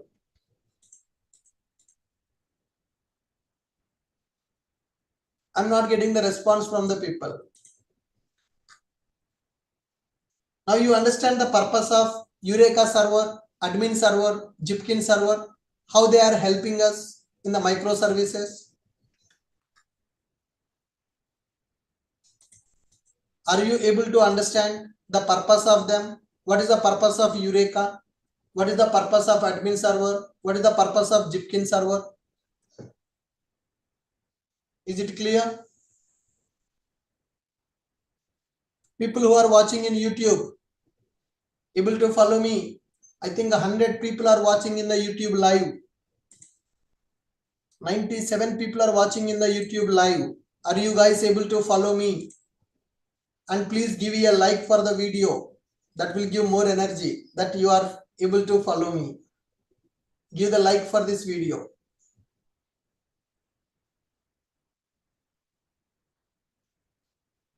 What people who are attending in the Zoom, are you able to understand? Yes. Just if you add the Jipkin dependency, that is sufficient. Our microservice is automatically registered with the Jipkin server. I have not configured Jipkin URL in our microservice, guys. If you see the properties file or YML file, is there any URL of the Jipkin server in our YML? Is there any URL of Jipkin server? No. Automatically, our application is registered with the Jipkin server. If you add the Jipkin client dependency, automatically it will register with the Jipkin server. Am I configuring Eureka server URL or I am not configuring Eureka server URL? Am I configuring Eureka server URL? I'm not configuring Eureka server URL. I'm not configuring Eureka server. So then how our application registered with the Eureka server? How our application registered with the Eureka server? Because of 8761 port number. If Eureka running on the different port number, then we need to register that manually. Do you know how to register manually? One property we need to add. I have given the property. You need to give the URL of your Eureka server for this property. Then your application registered with the Eureka server manually. Okay. So are you good with this development? Are you good with this development now? So once this is done, run the application and check in the Eureka dashboard. It is displaying in the Eureka dashboard. Check admin server dashboard. We are able to access our application details in the admin server. And we are able to send the request to the actuators. And you can access your REST API also. Localhost :8081/welcome. Localhost :8081/welcome. Welcome to Ashok IT. This is the actual REST API method. We are able to access that REST API method also. We are able to access our REST API method. Now see here, welcome service got the HTTP GET request. How much time it is taking for processing that request? The complete information we are able to access. So 23 milliseconds it is taking in order to process our HTTP GET request. Go to admin server. It will give you the information of your application. Actuator details you can access. Info endpoint is not enabled. So this is going to give you actuator endpoint details of your application. And Eureka server will give you what is the API is available, how many instances available, what is the status, and what is the URL of your microservice. We can see in the Eureka dashboard. Okay. Now, so with this we are able to understand how to develop one microservice. which is acting as a client for Eureka server, acting as a client for admin server, acting as a client for the Zipkin. So if you just add the Zipkin dependency, it will register with the Zipkin server. If you use enable service discovery client, it is registering with the Eureka server. Okay, are you clear with our microservice development? So total 4 projects are running in my system. Eureka server project is running, admin server project is running, Zipkin server project is running, my welcome REST API is running. So total 4 projects are running in my system. That means we can say 4 microservices are running in my system. One is Eureka server, second one is admin server, third one is Zipkin server, and fourth one is welcome REST API. 4 microservices are running. And 4 microservices are running in 4 different servers with 4 different port numbers. Eureka running in the Tomcat with port number 8761. It is not our Tomcat. It is embedded Tomcat. Eureka server running on embedded Tomcat server with 8761. Admin server running in one embedded Tomcat server with 1111 port number. Zipkin server running in another Tomcat server, embedded Tomcat server with 9411 port number.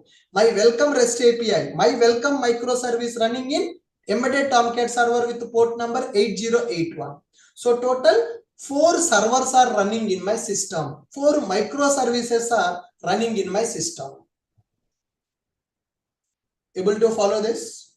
You can check the CPU utilization because 4 processes are running in my system.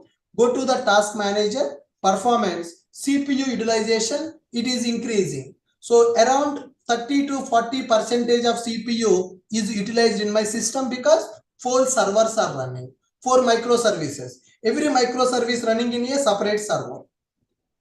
Every microservice running in a separate server. Now, can we develop one more microservice, guys? Can we develop one more microservice now? Same process, but one dependency I will add extra, FIAN client I will add extra for the inter-service communication. So I'm going to develop another microservice which is used for inter-service communication. I'm going to develop another microservice. Okay, that microservice is going to maintain inter-service communication. So what is the meaning of inter-service communication? One microservice is going to communicate with the another microservice. For that we are going to use FIAN client. Okay, can we develop one more microservice now? Come on guys, can we develop one more microservice? I'm not getting response. Yes, so that this time I'm going to develop one microservice with a name called Greet API. I'm going to develop one microservice with a name called Greet API. The procedure is same. The procedure is same. Create a boot application with below dependencies. Create a boot application with below dependencies. One extra dependency I will add, that is called Open FIAN dependency. It is a new dependency I am adding, which is called Open FIAN dependency. What is the meaning of this Open FIAN dependency? It is used for FIAN client. What is the meaning of a FIAN client? FIAN client is used for inter-service communication. I'm using one dependency called Open FIAN, used for inter-service communication. The remaining complete process is same.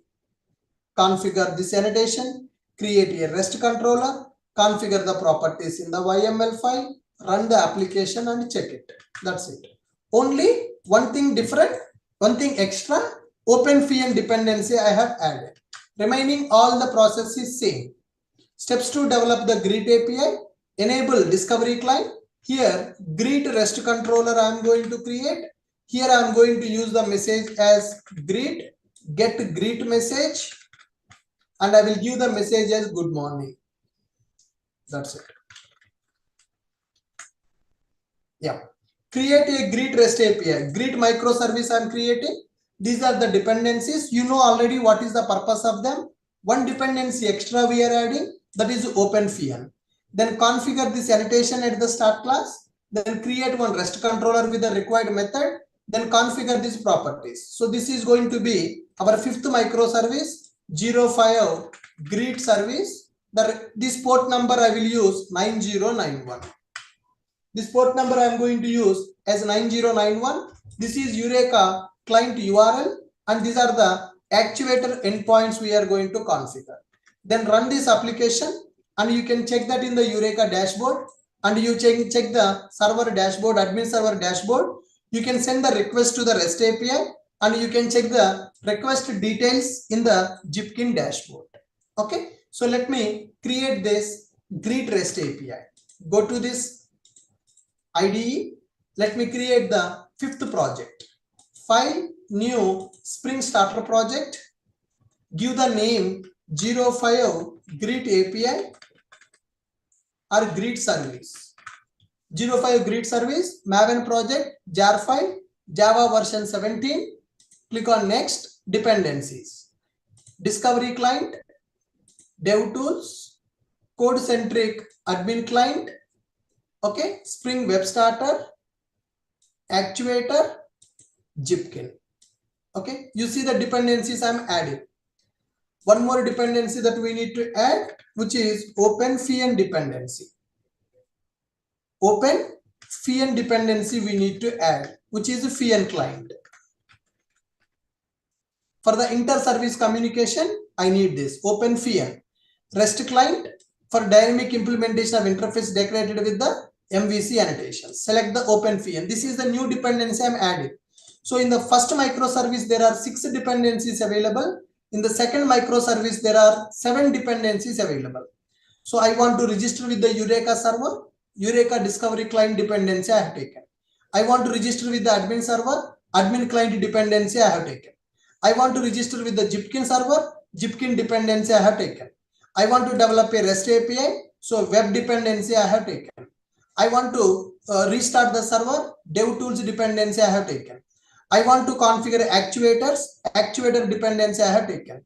I want to enable inter-service communication, FN client dependency I have taken. Are you clear with the 7 dependencies I have added for the second microservice? Click on next, click on finish. Yes, project is getting created. This is our 5th microservice, guys. Third one is not available here because Jipkin server directly we downloaded as a jar file. Greet service is created. Go to pom.xml. Check the new dependency we have added, which is FN client. What is the purpose of FN client? One microservice wants to communicate with the another microservice. That is called inter-service communication. We will achieve the inter-service communication by using FN client. So Spring Boot Starter actuator dependency available, Spring Boot Starter web dependency, admin client dependency, Jipkin dependency is available, Eureka client available, FN client is also available. This is the new dependency we added. Dev tools dependency available. Okay. Now first step, let me configure Eureka discovery client annotation in the start class. So let me go to boot application start class, second microservice start class, the annotation which is enable discovery client annotation. Done. After this, create a REST controller. I'm creating one REST controller with a name called greet REST controller. New class. I'm keeping this in a controller package, and I'm giving the class name as greet REST controller. To represent this class as a REST controller, I will write one annotation called @REST controller annotation. This annotation will make our class as a REST controller. It will make our class as a distributed component. Now, inside the REST controller, let me write one method, public string get greet message. Okay, string message. I'm taking a message as good morning.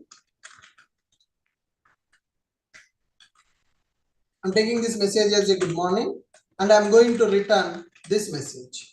Let me map this method to HTTP GET request by using get mapping annotation /greet. So if you send me a HTTP GET request to the greet URL pattern, it will respond with good morning as a response. Okay, REST controller is ready. Then configure the properties in the YML. What are the properties we need to configure? First of all, properties file is available. change this properties file to YML file. Spring, convert the dot properties to dot YML. Properties file I am going to delete and I am keeping only YML file. Name of the application is available. Configure server port number, server dot port. This is a second microservice. I am giving the line series for this. Server port is 9091. Register with the admin server spring.boot.admin.client.url. Okay, I'm registering this application with admin server. For this admin server URL http://localhost:1111. This is my admin server URL. Server port is also available. Next one, configure actuator endpoints. Eureka server I am not configuring because port number is same. Configure actuators. How to configure actuators? management.endpoints.web.exposure.include star.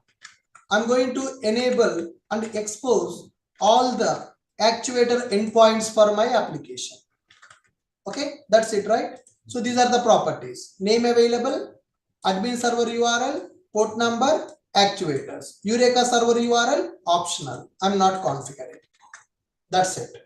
So once it is done, then run the application and check in the dashboard. For that, first let me update my Maven project because I changed the properties file to YML and I added new properties in the YML. Update the Maven project. Remember, whenever you change anything in the YML file, immediately it will not reflect, guys. So you need to update that. You need to update that. Yes, my properties are updated. Now let me run the fifth application. Before going to run, let me show you Eureka. In the Eureka currently only welcome application available. Let me show you Spring Boot admin server. Only welcome is available. Let me go to Jipkin server. Only welcome service traces are available. So greet service traces are not available. Greet service is not available in the Eureka dashboard. Greet service not available in the admin dashboard. Greet service not available in the Jipkin dashboard also. Okay, now let me start my second microservice. As per our diagram, this is our second REST API that we have created. First REST API, second REST API. Okay, so let me run this application as Spring Boot application. It will register with Eureka. It will register with admin server. It will register with the Jipkin server also. Go to this dashboard and check it.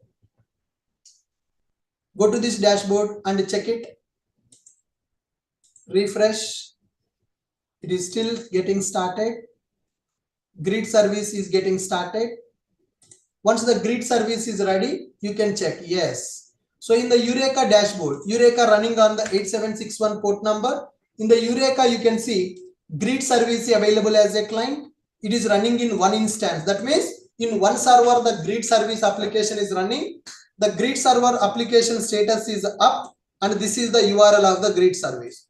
So welcome service is one microservice. Greet service is another microservice. Two microservices are available. So like this, how many microservices are available in our application? What is the names of those what are the names of those microservices? What is the status of each microservice? In how many servers the microservice is running? That is called instances. How many instances available for the microservice? And what is the URL of that microservice? We can access by using Eureka dashboard. Now go to admin server. There are two applications registered with the admin server. One is the welcome service, another one is the greet service. Now go to Jipkin server. Welcome service is available. Run the query. Greet service is also available. So greet service is started. So it took 32 milliseconds of time. So you can monitor your application. You can monitor your microservices by using admin server. You can see how many microservices available by using Eureka dashboard. So currently we have welcome service and we have greet service. And the next one, we are having Jipkin server. What is the purpose of the Jipkin server? By using Jipkin server, we can understand how much time it is taking to process each request. How much time it is taking to process each request? We can understand by using Jipkin. Now let me go for 8081/welcome. This is first microservice response. Let me go to second microservice. Localhost colon 9091. Localhost colon 9091/greet. Localhost colon 9091/greet. We are getting good morning. So first REST API, first microservice giving the response as welcome to Ashok IT. Second REST API giving the response as good morning. So two microservices are running as expected. Two microservices are running as expected. Now, can I say my two microservices are acting as a client for Eureka, acting as a client for admin server, acting as a client for Jipkin server? Can we say them? Can we say that our two microservices are acting as a clients for Eureka, acting as a client for admin server, client for Jipkin server? Admin server is used to monitor and manage. Jipkin server used for distributed tracing. Eureka server to get the information about the microservices.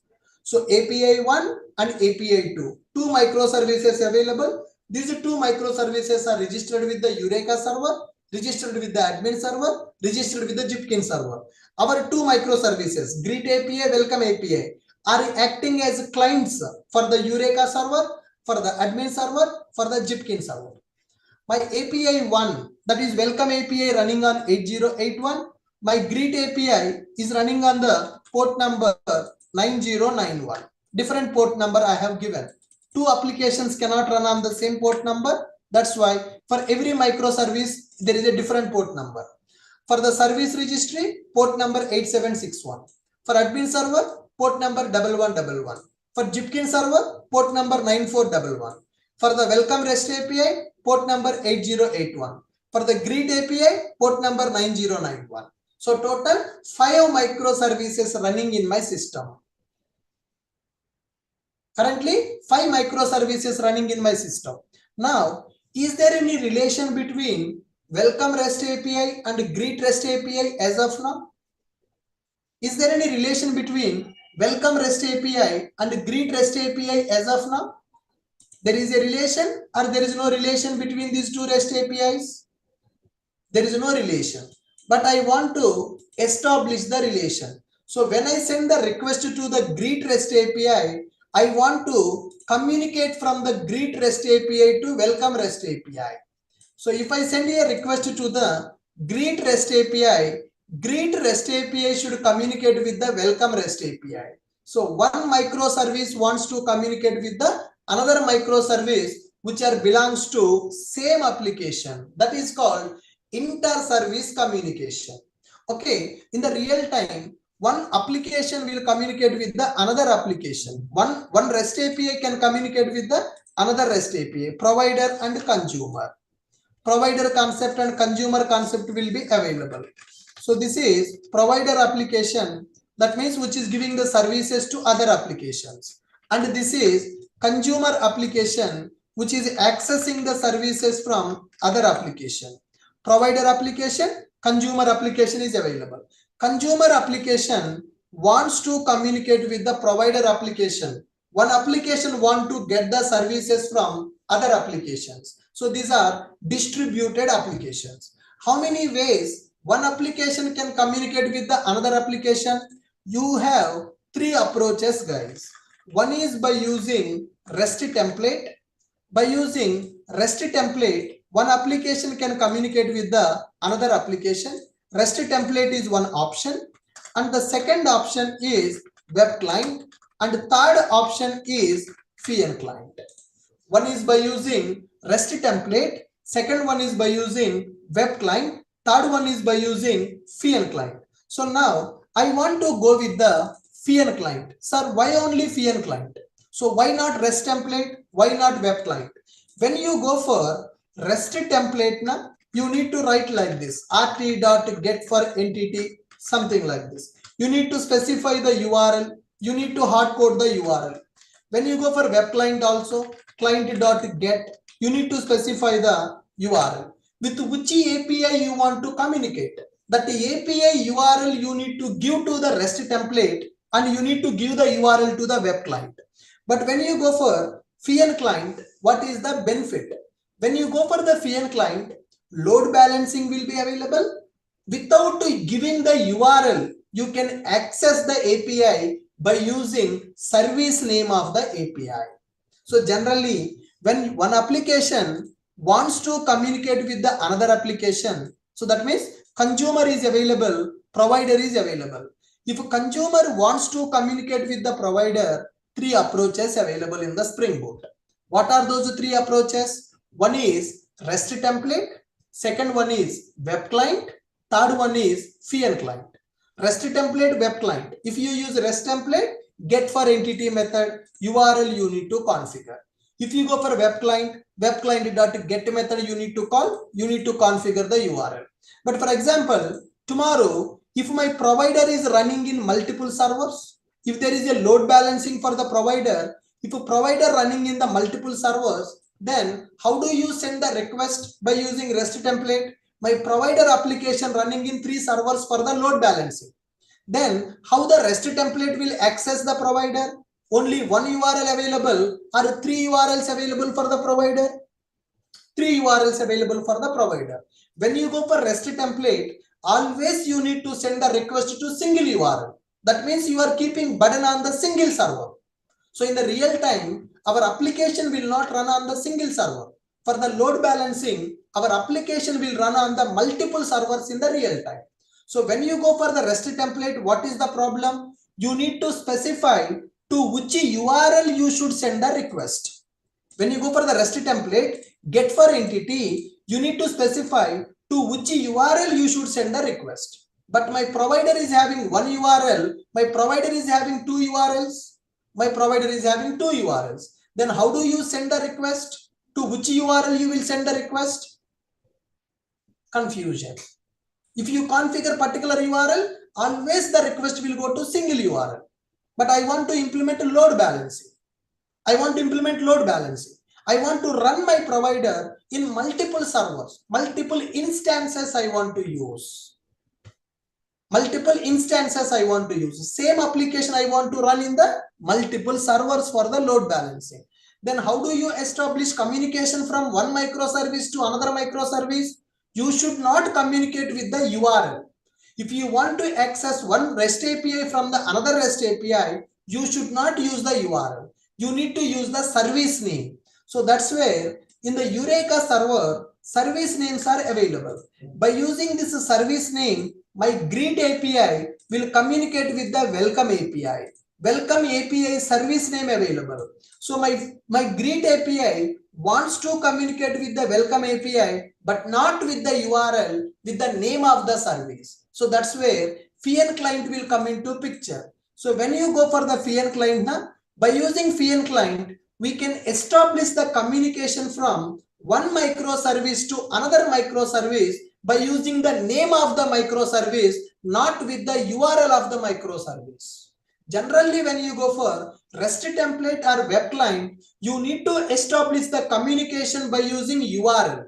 If you have only one server, if you have only one URL, no problem. But if I have multiple URLs for one application, if I run my application in the multiple servers for the load balancing, 3 or 4 URLs available. Then to which URL you will send the request? Will you send the request to the same URL every time?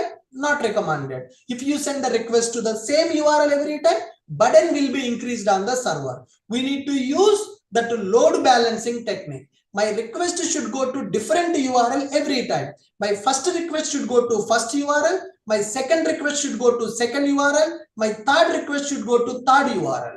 So then how you will establish the inter-service communication? That's where FIAN client comes into picture. What is the benefit of FIAN client? FIAN client will establish the communication from one microservice to another microservice by using name of the microservice, not with the URL of the microservice. When you go for REST template or web client, that is communication with the URL. In the FIAN client, communication with the name of the microservice, not with the URL of the microservice.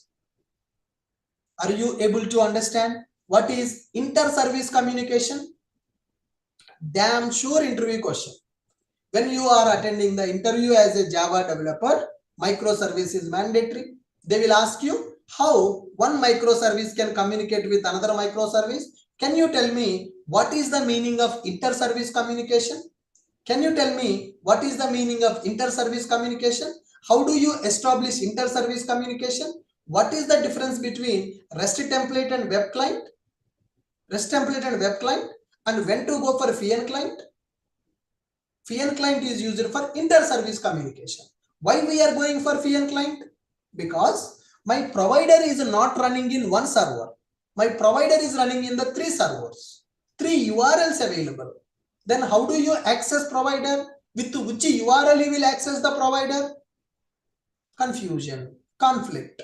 So that's why FIAN client will come into picture. If you use FIAN client, what is the benefit? No need to specify the URL of the provider. Specify the name of the provider.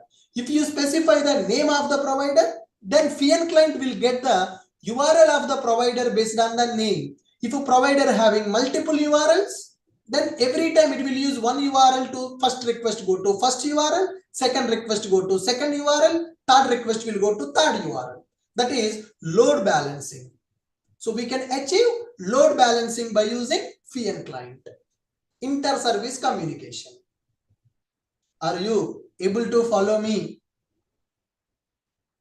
Are you able to follow me? So if you are establishing inter-service communication, so your consumer application, provider application, both are registered with the service registry, then you can use a FIAN client for the inter-service communication. For example, my consumer and provider are from different projects. My consumer and provider from the different projects, then you can go for REST template. External service nothing but provider is developed by someone. Provider is not from our company. Provider is not from our project. Then external service communication. For external service communication, REST template or web client. For inter-service, so consumer provider in the same project. One is Greet API, another one is Welcome API. Both are in the same project. Both are registered with the service registry. Both are available in the Eureka. When both wants to communicate, then why to go for URL? Because URL can change in the future and the number of URLs can be increased. Today I am running in my Welcome API in one server. Tomorrow I will run the Welcome API in the multiple servers. Tomorrow my Welcome API running in one server. After a few days I will run that in the 10 servers, 10 different URLs. Then how do you communicate? So that's where we will use a FIAN client, which is used to achieve inter-service communication. Okay. Are you able to understand what is the purpose of a FIAN client?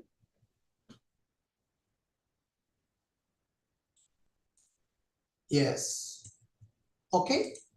Good. Now, can I establish inter-service communication by using service name now? Can I establish inter-service communication by using FIAN client now? So let me go to Greet API and let me create a FIAN client for the Welcome API. So Greet API is available. Let me name it as Greet and this is Welcome.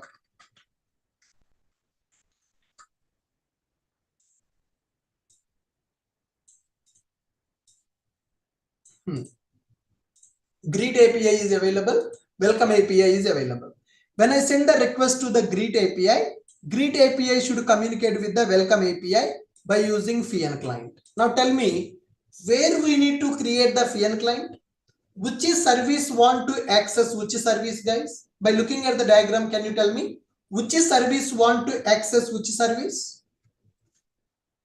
Which service want to access which service now? Welcome want to access Greet or Greet want to access Welcome as per the diagram arrow mark? As per the diagram arrow mark, who want to access whom? Greet want to access Welcome. So FIAN client should be available in the Greet API or FIAN client should be available in the Welcome API. FIAN client should be available in the Greet API or FIAN client should be available in the Welcome API. In the Greet API. In the Greet API. FIAN client should be available in the Greet API that FIAN client is going to communicate with the welcome API. So FIAN client will communicate with the welcome API by using welcome API URL or by using welcome API name. Inter-service communication we will establish with the name of the API or URL of the API, which is recommended. Communicating with the name of the API or communicating with the URL of the API, which is recommended. Can you please respond? Which is recommended? Name is recommended. Why not URL? Name is recommended. Why not URL, guys? What is the problem if I use URL? URL can change in the future, and that server can run in the that API can run in the multiple servers. Then multiple URLs will come into picture. So that's why inter-service communication always we need to establish by using name of the service, not with the URL of the service, because today one URL, tomorrow URL can change, and tomorrow multiple URLs can be available. Okay, so after this FIAN client is completed, I will show you load balancing by running one server, by running one application in the multiple servers. Okay, now let me create the FIAN client in the Greet API. New interface, guys. FIAN client is an interface. You no need to provide the implementation also. Client package, welcome FIAN client. Welcome FIAN client interface I am creating. How to represent this as a FIAN client? By using a annotation called @FIAN client annotation. By using one annotation called @FIAN client annotation. So to represent this is a FIAN client, I'm using one annotation which is @FIAN client. For which service it is going to act as a FIAN client? For which microservice we are going to configure this as a FIAN client, guys? We are going to configure this as a FIAN client for the welcome service. What is the name of the welcome service? You can access from the Eureka dashboard. This is the name of the welcome service. Copy this name and give that name here. That's it. So this is a welcome FIAN client which is going to access welcome service. I'm giving the name of the service, not URL. FIAN client will get the URL from the service registry based on the service name. URL can change. Multiple URLs can be available. Then FIAN client will get the URLs of the service based on the name of the service. Now, by using this FIAN client, what request you want to send to the welcome service? By using this FIAN client, I want to send one GET request, GET welcome message. How to send a GET request? Let us write @GET mapping. What is the welcome service method URL pattern? /welcome. Now observe, there is a lot of work will happen in the background in this scenario. Whenever you call this welcome message method available in the FIAN client will go to service registry and FIAN client will get the URL of the service. For that URL, it will send a GET request with the welcome URL pattern. That is the meaning of that. So lot of internals are going to happen here. Whenever you call GET welcome message method,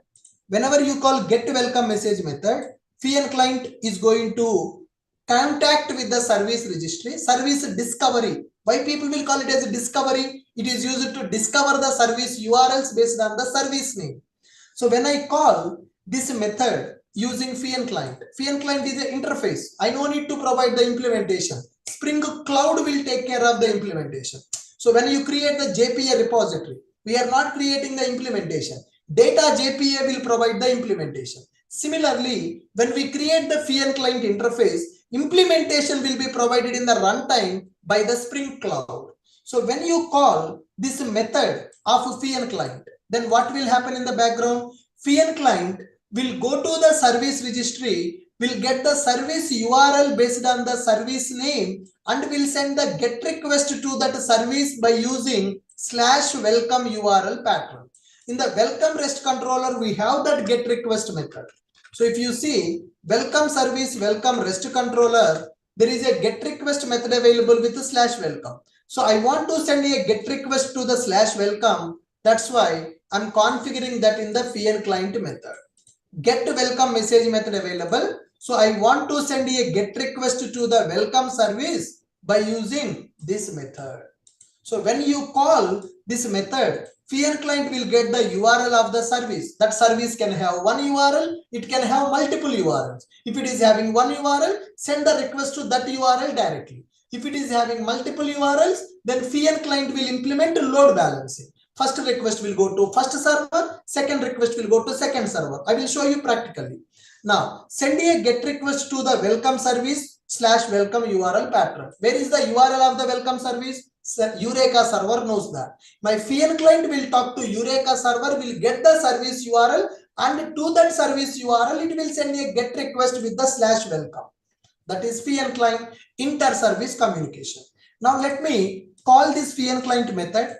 Go to greet REST controller. Let me inject my FEAN client private welcome FEAN client, which is welcome client. How to inject it? @auto wiring. @auto wiring. Now let me call the welcome client method. Welcome client dot get welcome message. Welcome client dot get welcome message. I'm calling welcome client dot get welcome message. So it is going to give you the response of the welcome API, and this is greet message. Okay, now I want to combine the response. Good morning, which is greet message plus welcome message. Greet message plus welcome message. Combined response I am going to send. Combined response I am going to send. Are you clear with my point? Greet REST controller is available. In the greet REST controller, I injected FEAN client. What is this FEAN client? It is used to access the welcome API. Send the GET request to the / welcome. Welcome REST controller will give some response. Store that response into your variable. This is a greet message. This is a welcome REST API response. Combine the greet message and welcome message. Send the final response to the client. So if you send the request to the greet API will use a FEAN client, will send the request to the welcome API, get the response from the welcome API, combine that response and send the final response to the client. So this is inter-service communication. We are sending the request to the welcome API. Sorry, we are sending the request to the greet API. Greet API is sending the request to the welcome API. Welcome API will give the response to greet API. Greet API will give the final response to the client. One service communicating with the another service. No REST template, no web client. I'm using FEAN client. By FEAN client, we can communicate from one microservice to another microservice by using the name of the microservice, not with the URL. Why not with URL? URL can change in the future. And one microservice can have multiple URLs if you go for the load balancing. So never communicate by using URL. Communicate by using service name. So when you use a service name, FEAN client will go to that service registry, Eureka server. Hey Eureka, I want to communicate with the welcome service. Can you give me the URL of the welcome service? Welcome service can have one URL. Welcome service can have multiple URLs. Service registry will give the URLs to the FEAN client. So if you have multiple URLs, from those multiple URLs, FEAN client will choose one URL, will communicate with the welcome service. Are you guys able to understand my point? Are you guys able to understand my point? Difficult or easy? Lot of depth is there. If we really work on the microservices, then only we can teach these concepts, guys. It's very, very, very, very important.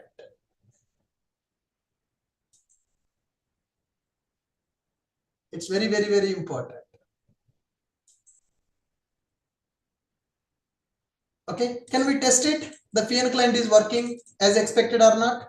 So now you observe, greet REST controller having welcome FEAN client injected. Welcome FEAN client is what? It is an interface. It's not a class. It's an interface. What about implementation? Spring Cloud will provide in the runtime by using proxy. Okay, I'm configuring the name of the welcome service. So whatever the name you are giving for the service, guys, that name should not be changed. Whatever the name you are giving, that is fixed name, you should not change in the future, because if you change the name of the microservice, then FIAN client will not work, because FIAN client is completely working based on the name of the service only. So you should not change the names. Are you guys clear with my point? Are you guys clear with my point? Can we test it? FIAN client is working or not? Yes. FIAN client is, let me stop all the services and let me restart everything. System will be hanged because 4-5 services are running at a time in our laptop. If your laptop is having 4 GB, using that laptop you can do iron for your shirts also. That much heat will generate. Clean everything. Yeah. First let me run the service registry. Greet API is available. Okay, let me run the service registry. Run as a Spring Boot application. I'm restarting my service registry. Fresh Eureka server will come. No clients for Eureka now. We need to restart all the services again. Okay, I'm running my Eureka. It's waiting.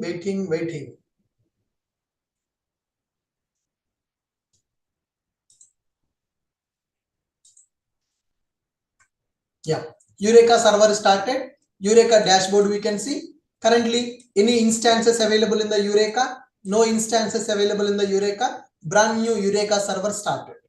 Now let me go with the admin server. Run as boot application. Run as boot application. It will run on the port number 1111. Currently, there is no relation between Eureka and admin server, guys. Eureka is separate. Admin server is separate. Admin server will run on the port number 1111. So currently no applications are available in the admin server also, because I have stopped everything. I'm restarting them. Yes, Eureka server started. 8761 is the port number. No instances available. Admin server started. 1111 port number. No applications registered. Jipkin server is available. Okay. So Jipkin server is started. These are the earlier things. I have not restarted Jipkin. If you want, I can restart the Jipkin also. Control C. Let me stop the Jipkin. Yes, Jipkin stopped and restarted. It will run on the port number 9411. Jipkin server we are taking as a jar file and we are running that jar file. It will run on the port number 9411. It will run on the port number 9411. Guys, one more thing. Today we cannot complete everything. We have the class tomorrow also. Tomorrow 7 to 9:30 a.m. 7 a.m. to 9:30 a.m. continuation class is available. Tomorrow we will understand load balancing, API gateway, config server. Another 2.5 hours class we are extending for tomorrow. Tomorrow same Zoom link. 7 a.m. to 9:30 a.m. class will be available. You can join with the same Zoom link tomorrow morning also. Tomorrow morning we are going to understand API gateway, load balancing, config server concepts are available. Today I can't complete everything. So tomorrow we are going to continue the same session. Okay. Yeah. Tomorrow JRTP people, Spring Boot people will attend the same class, continuation class for tomorrow. Yeah. Go for the Jipkin. Check the Jipkin dashboard. Is Jipkin started? Sorry, I have not executed this file. Yeah. My Jipkin server is getting started. Eureka started. No instances available in the Eureka. And admin server started. No applications available in the admin server. My Jipkin server started. I'm waiting. Yeah, Jipkin is started. Currently, no traces available in the Jipkin. Now let me run my welcome API. Welcome microservice I am running. Run as boot application. Welcome microservice I am running. Okay. This video and class notes. Yes, sir. I am already telling you that you will get the video and class notes in our WhatsApp channel. Channel link I have given in the chat box. For the Zoom people, WhatsApp channel link I have given in the chat box. You can join in that. You will get the notes and video and the project also which I have developed. I will share it. Whatever the code I am writing now, I will store all these things into GitHub repository. The people who are watching in the YouTube also, you can join in the WhatsApp channel to access these notes and to access this video. WhatsApp channel link I am giving in the YouTube comment also, and then the Zoom comment also I have given. Okay, good guys. Next up, welcome API is started. Let us go to Eureka, refresh. In the Eureka, my welcome API is registered. Welcome REST API is available in the Eureka server running on the port number 8081. Now go to Greet application, run this as a Spring Boot application. Greet REST API I am running. Greet REST API also I am running. Inside the Greet REST API, FIAN client is available. FIAN client is available, which is used to communicate with the welcome REST API. One microservice is going to communicate with the another microservice now. Yes, I'm waiting for Greet REST API to register with the service registry, admin server, and Jipkin server. Then we can test our microservices are working as expected or not.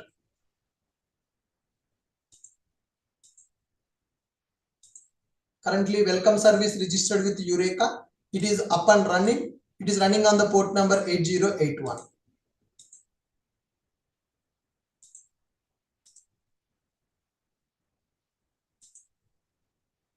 Greet service is terminated.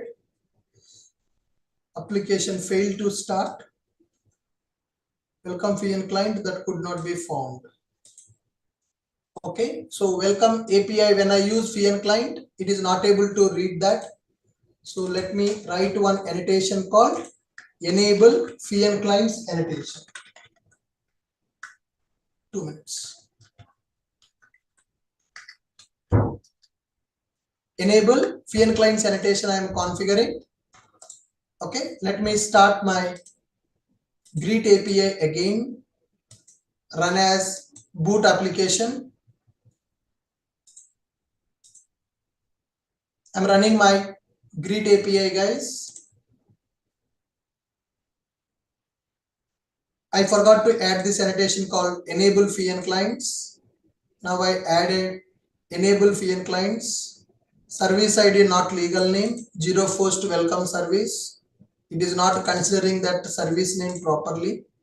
Okay, let me change the name of the service. Instead of this one, let me give welcome -service. And for the Greet also, welcome FIAN client, welcome -service. I'm going to configure. Underscore, it is not accepting for the service name. So I'm giving - for this. And in the Greet also, the service name, it is Greet service. I'm going to configure, which is Greet -service. Okay, let us check it. In the Eureka, welcome service is available, and let me start the Greet service. Run as boot application. Greet service I am running. If the Greet service is started, we are good. We can test the inter-service communication. I'm waiting for the Greet service to start. Inside the Greet service, we injected the FIAN client. This is my Greet service REST controller. In the Greet service REST controller, FIAN client is injected. So FIAN client is having the name of the service, and it will send the GET request to that service. It will get the service URL from the service registry. Refresh. Yeah, we are good. Welcome service registered with Eureka, having the port number 8081. Greet service also registered with the Eureka, having the port number 9091. Now go to welcome service, send a request to the welcome service 8081. We are able to get the response, welcome to Ashok.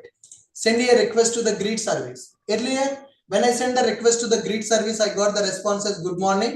Now send the request to the Greet service. Am I able to get Greet API response plus welcome API response?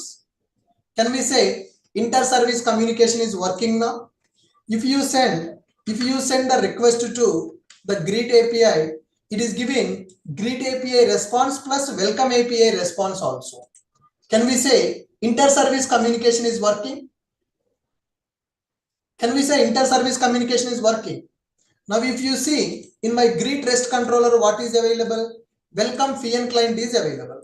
Using this FIAN client, we are calling the get welcome message. So what is there? Am I giving the URL of the welcome service? I'm giving the name of the welcome service. Am I giving the URL of the welcome service? I'm giving the name of the welcome service, name. Then how it will get the URL? From the Eureka server.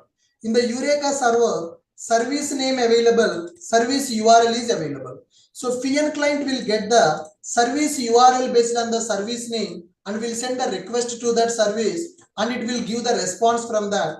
Whatever the response we are getting from the welcome API, we are combining that response with the greet API response, and we are sending final response to the client. If you send request to welcome service, you will get only welcome message. If you send the request to greet API, greet message plus welcome message. That means one microservice is communicating with the another microservice, which is called inter-service communication. To establish inter-service communication, we use FIAN client. Are you clear with my point? Are you clear with my point? How the microservices are communicating by using FIAN client? Very good. Thank you guys. Thank you for attending this session. So ribbon, the load balancing, tomorrow I will explain how the load balancing will work, how the ribbon will work. In the tomorrow session I will show you, and I will show you API gateway also in the tomorrow session.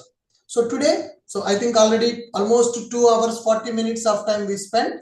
If I explain that now, it will take another 1 hour of time. It may be burden for you to digest this concept. So you take the time today and you do the practice. We'll meet again tomorrow morning 7 a.m. Remember, same Zoom link you can use tomorrow morning at 7 a.m. IST, 7 a.m. to 9 a.m. 2 hours of time I am going to take. So 13 to 40 minutes of time I will take for load balancing, then API gateway, then config server. We will understand. Tomorrow we will complete this project. So I need another 1 to 1.5 hours of time to complete the pending topic. So if I explain that, people will get confused. You may not get the complete clarity. So that's why I will stop for now. We will continue in the tomorrow session. Is it okay for everyone? If you are okay, then please respond in the chat box. Tomorrow morning 7 a.m. the same class will be continued. This video is already available in our YouTube channel. If you go to Ashok IT YouTube channel, you can check in the live section. This video is available. Yesterday's video, today's video is available in the YouTube channel. You can access it. Thank you all of you. Thank you all of you. The people who are watching in the YouTube, thank you. So please like this video and comment your opinion on this video. So this class notes and class video, the workspace, whatever the projects I am developing here, I will share all these things in the GitHub repository. The repository link I will share in our WhatsApp community channel. Thank you so much. Happy weekend. We'll meet again tomorrow.